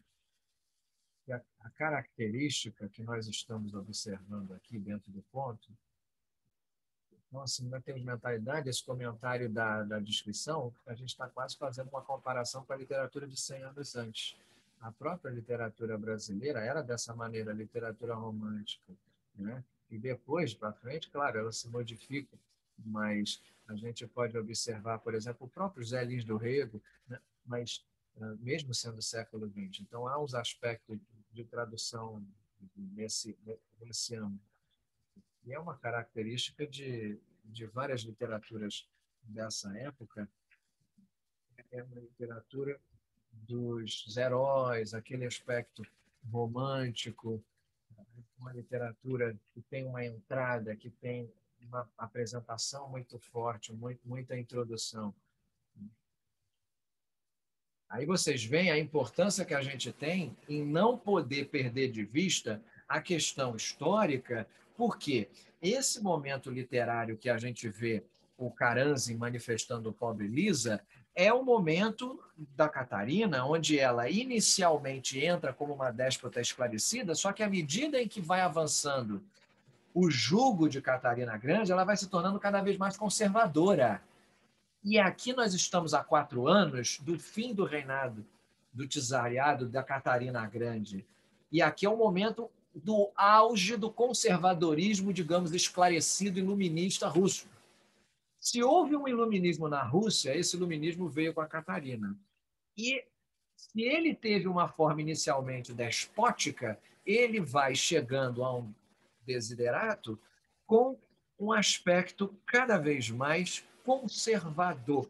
E esse conservadorismo vai sendo refletido nessa sociedade, que não se iludam, é uma sociedade pós-Revolução Francesa e, no caso russo, pós-rebeliões internas e várias revoltas populares que andaram acontecendo no âmago da Rússia. Isso a gente não pode perder de vista, porque se a gente perde isso de vista, o que acontece? A gente incorre, não digo que seja um erro, mas é o que a gente chama de paralaxe. Você olha uma coisa vendo outra.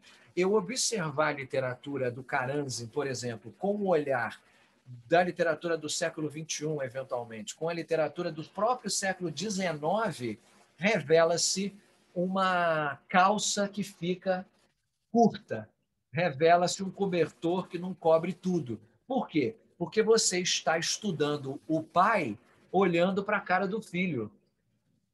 Né? Porque o sentimentalismo russo ele é o pai do romantismo russo. Então, todas as coisas que vão aparecer no romantismo russo já estão aqui de forma embrionária. E a gente pode fazer, inclusive, um enumerar disso. A questão da querela das personagens, o aspecto psicológico, a importância que é dada excessiva às noções dos sentimentos interiores, de oscilações de humor eventuais. Tudo isso tem uma fundamentação romântica absoluta. Outra coisa, a questão virginal, a ideia da pureza, tudo isso vai permear o romântico, mas isso não é, por definição, romântico. Isso está no romantismo, mas surge antes. E no caso russo, surge no sentimentalismo. Então aqui nós estamos vendo um pré-romântico, um homem que está antecipando tudo aquilo que depois vai ser a literatura que nós conhecemos. Percebem? Então a gente precisa colocar nesse lugar o nosso Karamzin como alguém que está antecipando. E aquilo que nós, aparentemente, aspas, sentimos falta, na verdade, é o que é peculiar ao romantismo que ainda não chegou a existir. E ele apenas está antecipando. Né? Dá mais um exemplo dentro da arte para eu entender. É igual você, por exemplo, falar que a primeira vez que Chanel fez aquele corte nas suas modelos, ela poderia ter feito com menos biquinho. Porra, mas aquela foi a primeira vez que foi feito. Aquele é o pioneirismo. Né? Ou então, no sentido histórico, o primeiro desbravador, ou o primeiro que fez uma incursão num território inóspito, deveria ali já ter se estabelecido. Olha, mas ali não tinha, só tinha mato. Como é que ele já ia se estabelecer? Geralmente faz um reconhecimento e depois volta para se estabelecer. Né? Então, é fundamental esse enquadramento dessa literatura dentro do seu tempo para que a gente já perceba a que ela veio e que ponto exato da história nós estamos, que é a virada. O século romântico ainda não começou, embora Karamzin tenha escrito a sua história do Estado russo já dentro do século romântico, que é o XIX. Mas ele aqui está escrevendo no limiar, né, na virada daquele fim do século iluminista, do fim do iluminismo que assolou o Ocidente e bateu na França via revolução e vem a cavalo chegar na Rússia. Não subestimem no século XVIII e no século XIX o poder que a questão francesa tem de impactar o sentimentalismo e a alma russa, mas algumas características são majoritariamente russas. Sobre a questão dos lírios, é fundamental também essa compreensão, porque nem sempre os símbolos vão ter a mesma associação. Mas o lírio, dentro da sua peculiaridade, ele é uma flor que, ao mesmo tempo que ela pode ser belíssima, lindíssima, ela também pode ser letal se você não faz aquela extração do veneno. E ali está a semente. Se você usasse o lírio na nossa simbologia excessivamente ocidentalizante, e talvez até contemporânea, a gente não conseguiria compreender o que se passa com Lisa. Mas se você volta a uma imagética, e aí foi o que eu disse, que é como o símbolo se relaciona com o tempo, com o tema e com o espectro da narrativa, você consegue extrair o significado verdadeiro. Percebe? E essa imagem, né, eu fiz os comentários agora de trás para frente do que vocês falaram, e essa imagem que ele cria lá em cima, onde ele passa de um elemento amoroso, afetivo, de uma beleza inexorável, de fertilidade, porque ele diz, inclusive, literalmente, embaixo estendem-se prados férteis. Ora, ele está se referindo à ideia da maternidade também. Ah, mas aí isso não está claro. Claro que não está claro. Isso está subentendido. A literatura ela não vai ficar, olha, está aqui, filho, leva para você. Isso aqui é toda a chave de leitura, você fica à vontade, você já entendeu. Não, você vai buscando os elementos. E conforme você busca, vai fazendo sentido. E aí ele fala assim, né? Olha as imagens, ele fala assim, exuberantemente verdes e floridos, atrás dele areias amarelas, corre um rio claro. O rio se agita. Olha o destino de Lisa se agitando. Pensa no rio como destino de Lisa para ver se não vai fazendo sentido. Com os remos leves dos barcos de pesca. Depois o homem dela vem de barco.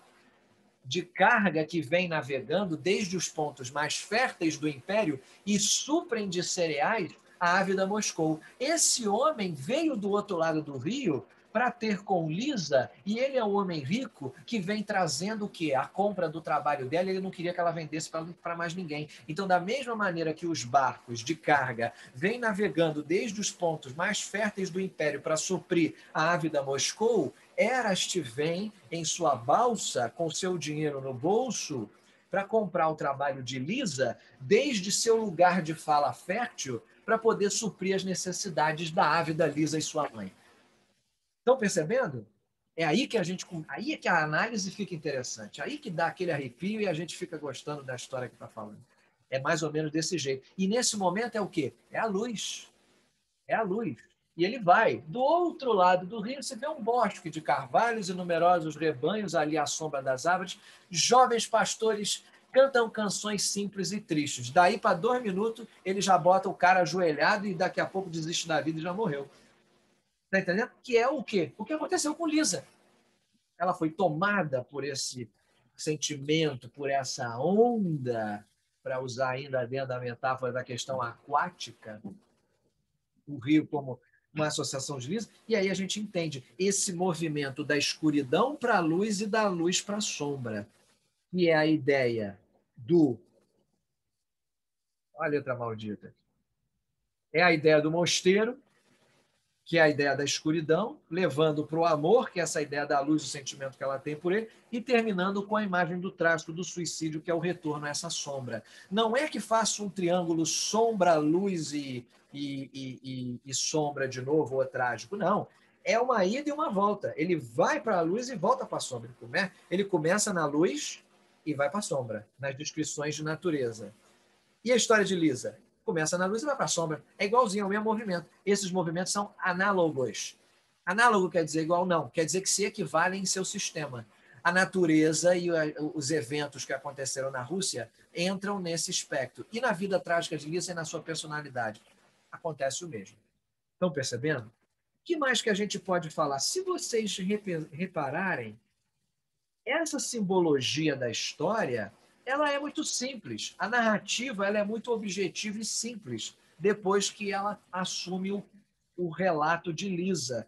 Tanto que alguns gostam de adjetivar essa história como uma novela.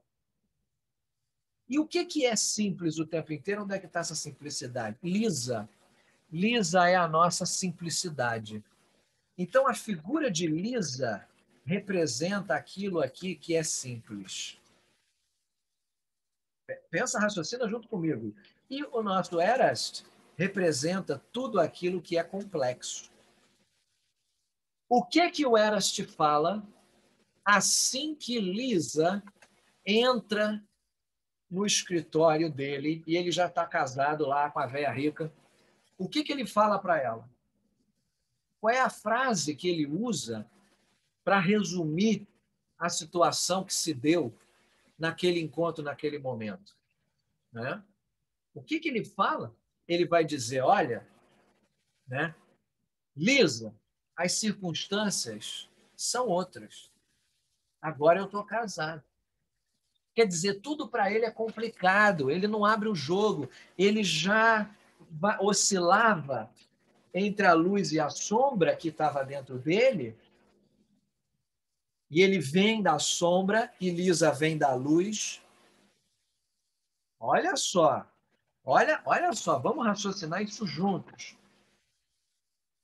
Quando Lisa inicia a história, ela está na luz. Ela é a camponesa simples de nobre coração que vai todos os dias ao bosque recolher lírios. E depois ela é levada para a sombra. Percebe?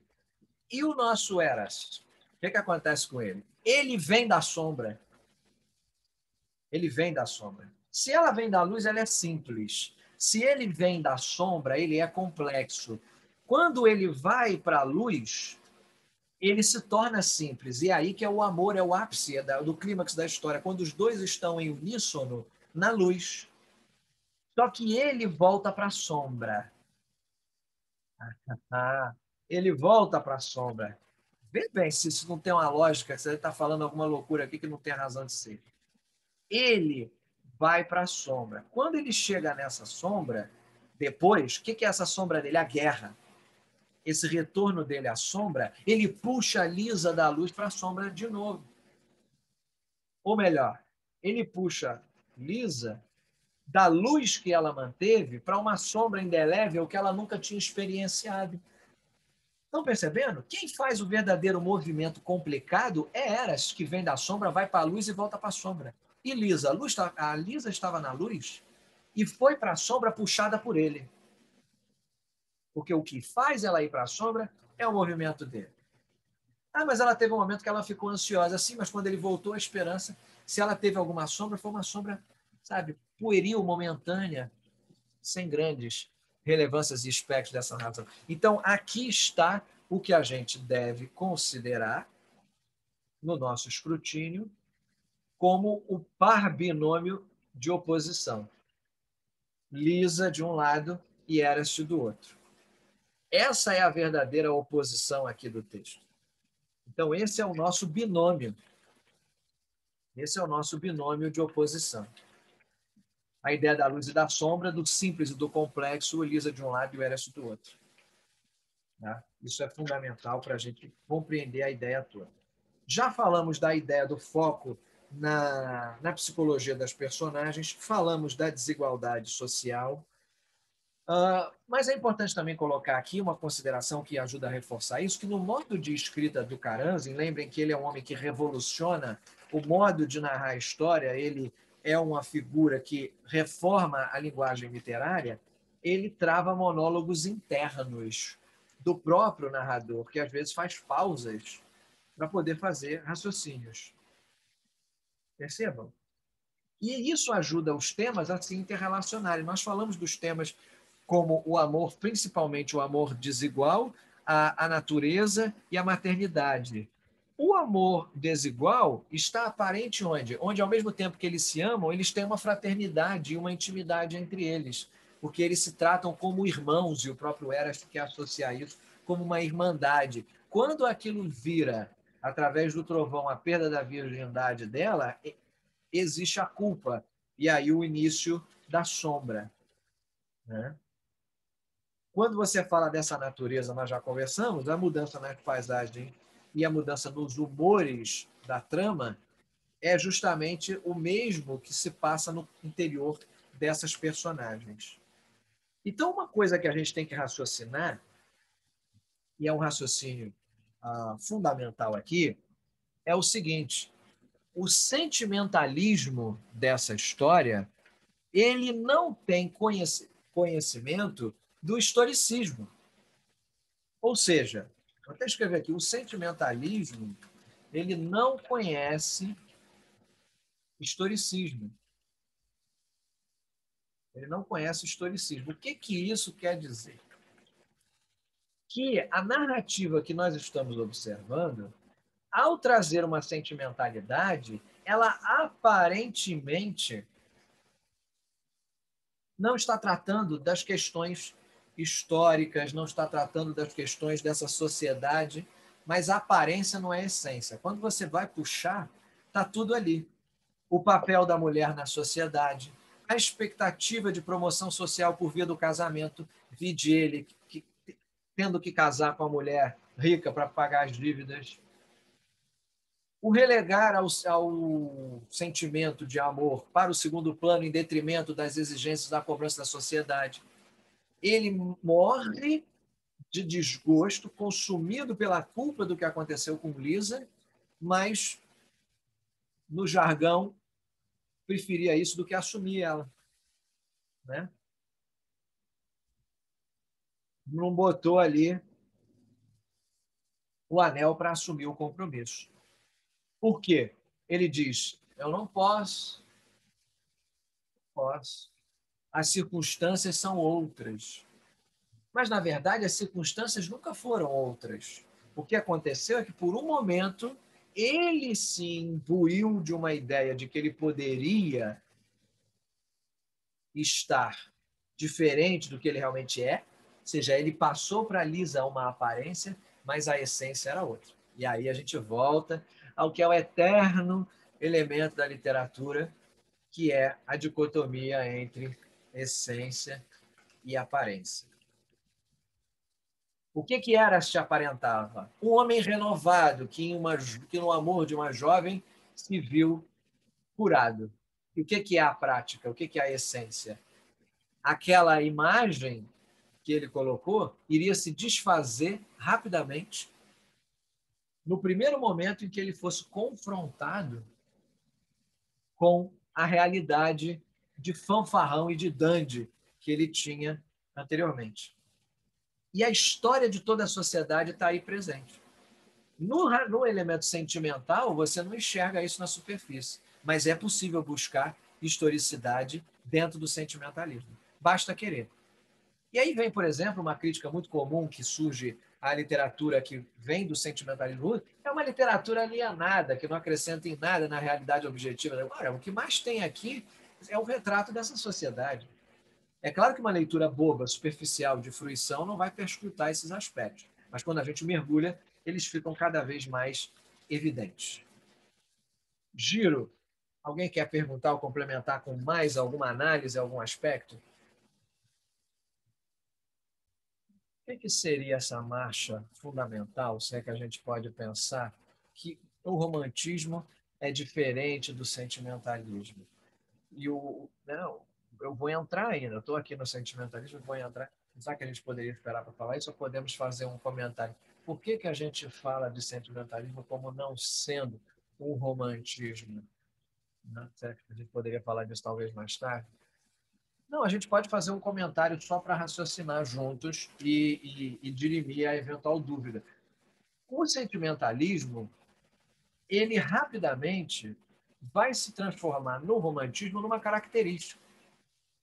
Então, até brincando com a história do pobre Lisa, que é uma narrativa muito simples, muito objetiva, a narrativa romântica ela é tudo menos simples e objetiva. Ela é complexa, ela é rebuscada.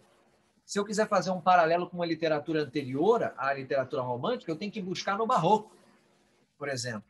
Né? O arcadismo, que é um movimento oposto ao romantismo, anterior, inclusive, ele é muito o quê? Objetivo, de linha narrativa contínua, que pode ser equiparado à literatura da antiguidade clássica. Agora, o romantismo é complexo. Eu tenho que comparar ele com movimentos complexos de literatura como o barroco, como a literatura medieval, que é muito complexa. Vocês viram quando nós abordamos brevemente a questão do Boris Godunov? Como aquilo dali é complexo. É cheio de nuances, cheio de minúcias. E aqui não. Lisa isso, lisa aquilo, e a história está sendo contada. Deixando de lado, claro, questões de gosto. Né? Isso daí não vem ao caso. A análise ela não vai mudar se eu gostar mais do romantismo ou gostar menos do romantismo. O romantismo continua sendo ele próprio. Ele é independente de nós. O romantismo é substantivo concreto. Né? Ele não precisa da gente para existir, ele já está lá, como dado.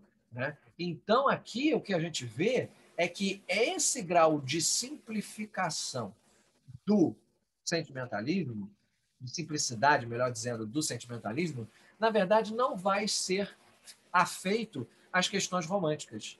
Então, o que o romantismo vai fazer? Vai usar o sentimentalismo como uma de suas características no aspecto da caracterização das personagens. E nesse quesito, nesse aspecto, o sentimentalismo, ele é uma transição, ele é o início daquilo que depois vai ser o romantismo. Entendeu? Então, à medida que a gente vai fazendo as análises vão ficando mais complicadas. Por quê? Porque as linhas narrativas vão ficando mais complicadas. Mas é só a gente eliminar essa primeira camada de superfície, tirar esse lodo que está boiando em cima, tirar essa gigoga toda que está aí na frente, fazer a limpeza e você vai conseguir observar o fundo, sabe? Mas tem que botar o pé na lama. Se não botar o pé na lama, você não consegue perscrutar o que está acontecendo ali dentro, nas camadas além da superfície do conto. Por isso a importância dessa questão da essência e da aparência e de entender que, apesar do sentimentalismo não conhecer o historicismo, a literatura é um reflexo de seu tempo. E eu sou obrigado a conseguir enxergar aquele tempo ali naquele texto. E se eu não conseguir enxergar? Das duas, uma. Ou você não está analisando direito, ou você não tem informações coletadas suficientes para poder fazer essa análise, que é o que a gente chama de uma análise de fruição não paramentada. Você acaba dando mais importância em coisas irrelevantes do tipo, aqui tem muita metáfora, ali tem muita palavra rebuscada. Sim, mas isso é formal. Uma análise formal, e os russos são grandes analistas formais, lembrem do formalismo russo, Bakhtin e todos os outros, você não está levando em consideração, no caso, por exemplo, do sentimentalismo, o que é o que realmente importa. Não interessa quantos adjetivos ele usou para descrever, o que interessa é o sentimento que ela tem ali dentro. Mas isso me impede de fazer uma análise formal do texto? Não, não te impede, mas tenha em mente que a análise formal de texto num conto como esse não é a melhor ferramenta para você trabalhar. Agora, se eu for fazer uma análise formal num texto romântico, ela vai vir a calhar como uma luva. Está percebendo? É mais ou menos isso. Então a gente tem que se paramentar e a gente olhando para o texto, a gente vai identificando. E como é que eu sei? Tem uma placa dizendo, olha, é assim que você tem que usar essa chave para poder apertar esse parafuso. Não. Você vai adequando, vai adaptando e vai olhando para as outras análises que você já fez, aos trancos e barrancos, tomando tapa na orelha, e você vai olhar assim, nossa, eu acho que aqui se encaixa melhor essa teoria, ou se encaixa melhor essa noção. E assim você vai analisando. Porque, por exemplo, a gente praticamente não fez nada de formalismo aqui, não fizemos nenhuma análise formal, não falamos da extensão do conto, não falamos dos descritivos, não falamos dos epônimos que foram usados para se referir a Lisa, nada disso. Por quê? Apesar disso ser possível, não tem tanta relevância, posto que a característica fundamental da literatura do sentimentalismo russo, do qual o Karamzin é fundador e principal representante, é a psicologia dessas personagens. Então, eu não vou ficar me perdendo na forma. Né? O que interessa é o conteúdo. Estão percebendo? É lógico. Se o que interessa é o que está dentro, eu vou perder tempo analisando o que está fora. E aí isso vai servir também para nós, na condição de analistas aqui, para fazer esse estudo. Vê se amarrou bem esse teu raciocínio e ajuda também a complementar o que a gente andou conversando. Mais alguém quer dar 2 centavos, alguma coisa que eu não tenha falado? Porque o que a gente chega no ponto? Muitas das coisas que eu não mencionei, e algumas eu parto do princípio que são óbvias, e outras eu parto do pressuposto que ou alguém não percebeu, ou percebeu, mas acha que não é importante o suficiente para mencionar. Então, se você viu alguma coisa nesse ponto que acha interessante trazer à tona, agora é a hora, porque aí depois a gente vai entregar o nosso encontro para que na próxima a gente fale de Pushkin. Um comentário que surgiu aqui, que é uma coisa até da psicologia humana, de certa maneira, que a gente poderia citar, é uma imagem que é um episódio quando eles estão namorando, e acho que quando ela eventualmente perde a virgindade, mas enfim, a frase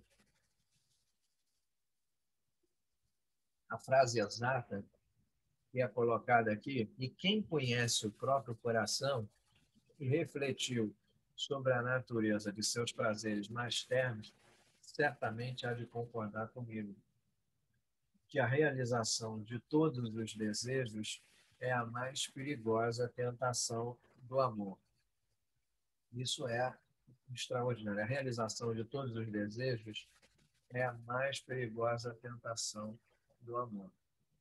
Agora, vamos além disso. Pegando isso que você está falando, esse trecho que é lindíssimo, o primor do Caranzi nesse conto, como é que a gente aplica isso, tendo em mente tudo o que aconteceu antes e depois dessa fala? Como é que a gente consegue relacionar esse preceito? Porque o que ele está lançando é um preceito. Quando ele fala e quem já, quer dizer, ele está chamando a gente para ficar junto dele nesse modo de pensar. Ah, mas eu não sou da época dele, eu não vivo no século XVIII. Não importa, mas você é o leitor e quando você lê, o autor te dá a armadilha da ficção para você mergulhar. Se você aceita a lábia dele, você cai na conversa dele. Se a gente vai nessa fala e considera isso como visão de mundo, como é que a gente relaciona isso com a história da Lisa e a história do Erasto? Vocês conseguem fazer essa relação a partir do que foi lido desse trecho? De repente, quando ele conseguiu o que ele queria, seria isso? Quando ele, quando ele chegou, quando ele gostava dela, mas ele não poderia casar com ela. Ele não poderia ir além disso. O máximo que ele poderia chegar, ele chegou, que seria ter uma relação física com ela. Então, quando ele chegou ao máximo, aquilo dali cessou o interesse, cessou essa representatividade. Essa é uma leitura que é fácil de sustentar, né? Essa leitura é uma leitura que é bem fácil de sustentar. Se alguém tiver alguma outra, joga na mesa que a gente faz a comparação. Uma outra situação é a questão do dinheiro. Quando ela vende as flores para ela, ele dá um rublo. Ele fala, não, só assim eu te dou aqui os 5 copecks. Isso logo lá atrás, lá no começo. E na outra parte, mais adiante, quando, quando ele sai da carruagem, quando ela persegue a casa dele, ele vai e dá dinheiro para ela e ela aceita. Ela aceita o dinheiro porque ela encontra a Nilda e fala para ela levar o dinheiro para a mãe no sentimento que ela ia morrer. Né? Também tem essa imagem. Ela não aceita, tem a sensação de que ela ia morrer, ela fica com algum dinheiro. Interpretamos dessa maneira.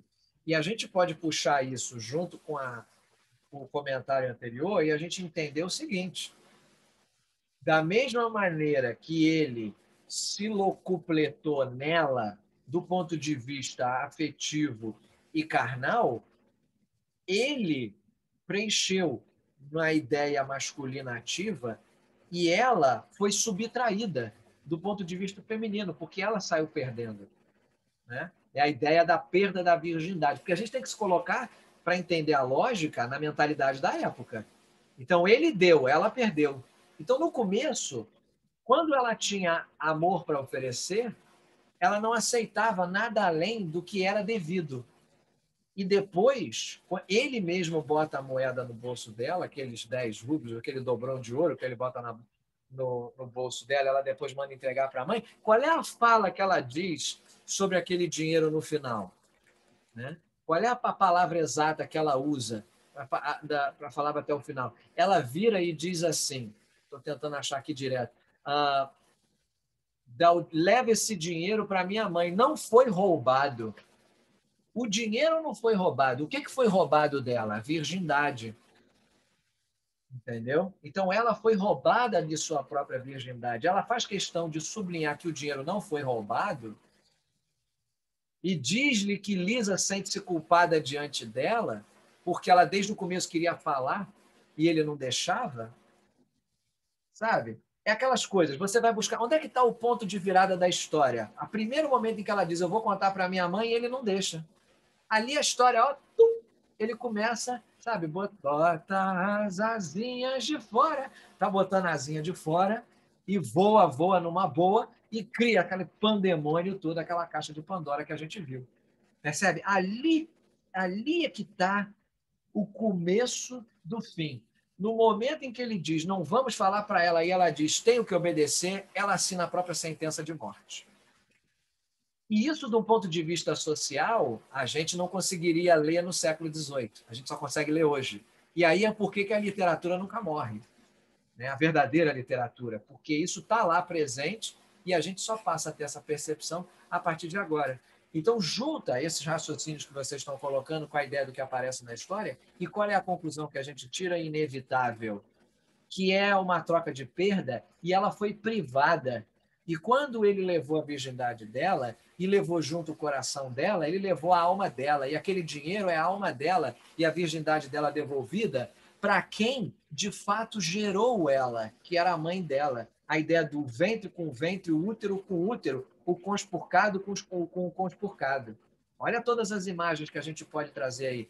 Não esqueçam da Igreja Ortodoxa também, não esqueçam dos aspectos do paganismo que a gente andou estudando. A pergunta de 1 milhão de rublos que eu quero fazer a vocês é a seguinte: o que a gente pode comparar de tudo que a gente estudou da história da Rússia, do Estado russo até aqui, o que a gente pode trazer dos nossos encontros anteriores para ler Karamzin, ler esse conto que nós não falamos aqui? Alguém tem algum insight, alguma leitura que pode ser fundamentada pelo conto acerca de tudo que nós falamos anteriormente, que nós não trouxemos até esse ponto?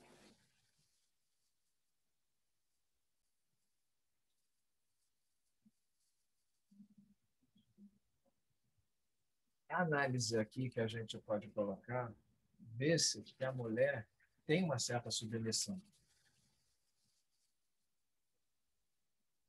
Anos depois, nas histórias, por exemplo, como Madame Bovary, quando Ana Karenina, a mulher vai em busca dos desejos dela.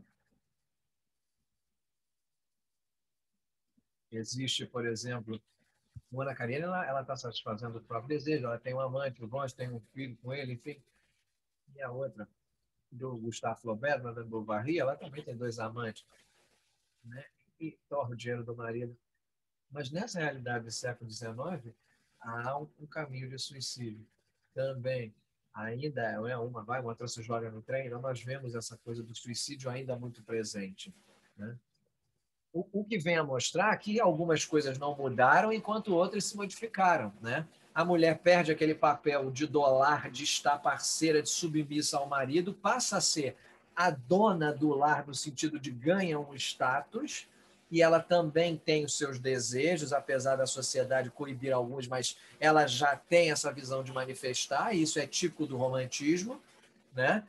Mas do ponto de vista, vamos dizer aqui, só para forçar um pouco a barra, mas do ponto de vista feminista, o trabalho continua, porque uma Lisa comparada com uma Ana Karenina pode parecer um avanço na perspectiva do 18 para o 19, mas comparado com o 21, por exemplo, estamos léguas de distância, né? E como é que era aquela mulher que nós conversávamos antes, dentro do Estado Rus, naqueles agrupamentos? Extremamente submissa e vinculada a esse homem. Então, quando a gente joga isso para cá, fica muito claro que essa mulher ela ainda é uma propriedade desse homem caçador e coletor que outrora era um expansionista de territórios. Percebe? Então, isso também a gente pode jogar no nosso bojo aqui das análises. Mais alguma contribuição? Não? Nenhuma? Só para concluir, um outro raciocínio. Por exemplo, se a gente fizer uma comparação de algumas figuras históricas, por exemplo, o presidente Hamilton, ele foi casado com uma personagem chamada Elisa. Os caras estão ali se vê as histórias. E Lisa, ele depois troca o nome dela, né? Chama Liza, enfim, há essa troca. Então, há essa corruptela dos nomes que eles são chegados e são reduzidos. Mas há essa tendência de redução, e a gente vê nesse conto aqui que ele muda a figura do epônimo, né? Essa foi uma questão formal que a gente não analisou, que é a questão das nomenclaturas, como cada um é chamado, que são os nomes que ele chama a Lisa, né? E ele chama ela de vários nomes, e ela chama ele de vários nomes, inclusive de pastora, né? Então, tem uma imagem ainda dessa ruralidade da Lisa que não é fortuita, não vamos ser ingênuos, né? Aquela velha história, você está vendo um filme, lá pelas tantas, alguém filma a porta e depois a câmera sai da porta. A primeira coisa que vem na sua cabeça é o que tem naquela porta, né? Porque ninguém filma uma porta num filme à toa. A porta aparece, tem que ter uma função, né? Você não joga as coisas ao léu. Ah, eu joguei para confundir. Você pode jogar para confundir, mas onde há fumaça, há fogo. E você pode usar aquilo como um elemento de análise posterior, né? E as coisas aqui mudaram. Chega lá no ponto que ele diz assim: os encontros deles continuaram, mas como tudo mudara, como tudo mudara, mudou, acabou, tchau e benção. Né? E o que mudou? Mudou fora? Não, mudou dentro. Mas quando mudou dentro, tudo fora automaticamente mudou. E aí é que está a ideia. Né? E, interessantemente, no fim do conto, ele diz assim: agora é possível que já tenham se reconciliado. Ele fala que o Erasto não pôde encontrar o consolo e considerava-se um assassino. Olha a questão da essência e da aparência. Ele era assassino? Muita gente consegue defender que sim. Que ele não fosse um assassino de sangue frio, mão armada, mas é um assassino indireto, porque ele é o responsável. A morte pode ser contabilizada nas costas dele.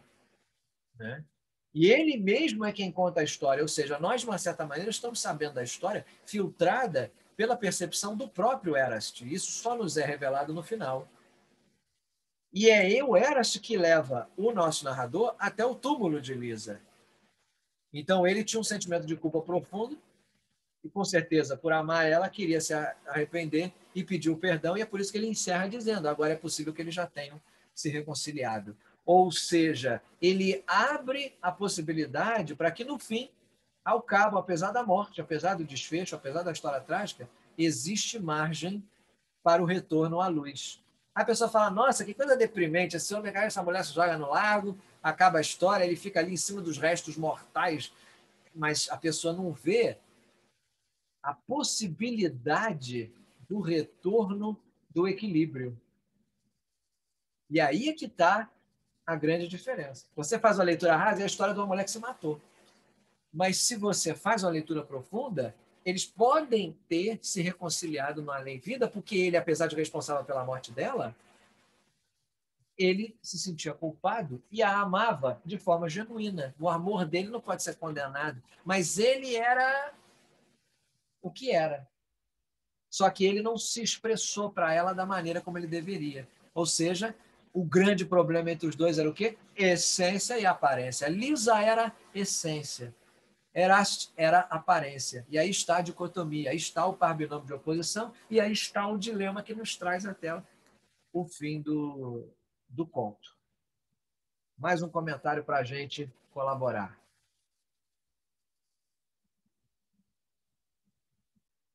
Interessantemente, a mãe dela fala muito em Deus, que eu vou encontrar seu pai, que Deus vai te proteger. E, e é curioso a gente reconhecer isso. No parágrafo, ela diz assim: a velhinha pondo-se no degrau agrupado vai aproveitar a manhã que Lisa descrevera, tal, tal, tal. E no final desse parágrafo, praticamente no meio, ela diz assim: há 60 anos eu vivo nesse mundo e não me canso de admirar a criação do Senhor, não me canso do céu, da terra. Cada cada ano é coberto com uma nova grama e novas flores. O Tizar Celestial devia amar muito o homem quando criou tão bem esse mundo para ele. E aí a gente pode colocar dentro do que foi falado aqui, que é da ideia do pagão misturado com o cristão, com a divindade, uma coisa fetichista, essa associação, mas é mais ou menos por aí. E o tempo todo ela fala em Deus. E nessa hora ela fala o Tizar Celestial. Exatamente. E tem mais. A ideia de que o mundo que ela vive é regido pela Catarina de direito no mundo dos homens, e lá em cima tem um outro Tizá, que é o mundo dos deuses. Lembrem-se da questão quase teocrática da ortodoxia, né? Da associação do poder temporal com o poder espiritual. E esse poder temporal com esse poder espiritual, os dois estão vinculados. Então, quando ela fala do Tizar celestial, ela está se referindo a isso. Um outro comentário que a gente poderia fazer, quando você fala da imagem do trovão, no momento em que os dois estão naquela conjunção carnal, aquele susto que ela toma seria em si a perda dessa virgindade, mas como um auspício. Isso não foi bom. Porque assim, na minha leitura, o que se passa para mim, aqui você selou um pacto, você rompeu uma barreira. Exato. Você foi além da imagem original.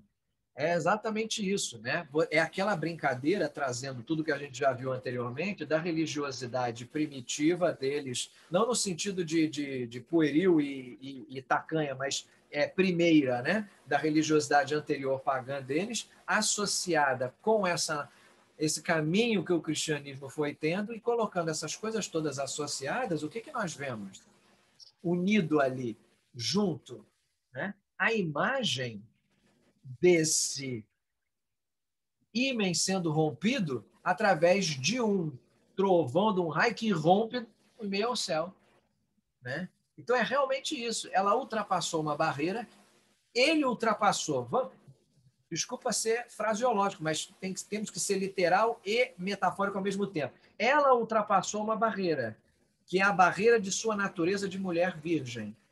Ele ultrapassou uma barreira, que foi a dela, retirando-lhe a virgindade. E o céu ultrapassa a barreira dos dois, lembrando a ideia da concupiscência da carne, com a ideia do pecado, e associando aquela coisa da transgressão. Então está tudo ali associado, entendendo a religiosidade, aquela religiosidade de Wawrier que nós vimos, lembra? O de Wawrier, viver entre duas culturas e duas religiões, que define um pouco do Estado russo de Kiev, é o que a Lisa vive o resquício disso. A pessoa fala assim, meu Deus do céu, você terminar o encontro dizendo que o ímã da mulher é um estado entre duas religiosidades, foi forte demais para mim. Mas é isso metaforicamente. Se você entender e aplicar isso na leitura do conto, faz total sentido, porque a natureza é o reflexo deles, aquilo é o reflexo do interior, e a interioridade é uma interioridade religiosa, e essa religiosidade expressa uma alma em conflito. Como os dois, um é a essência, o outro é a aparência, um é a luz, o outro é a sombra que está levando quem está na luz para a sombra, a gente começa a ver que a ideia do contraste e do oxímoro, do paradoxal, está ali perfeitamente manifestada. Né? Então, às vezes, a gente precisa, não é forçar a barra, mas buscar o elemento dentro do texto que a gente possa fazer essa comparação.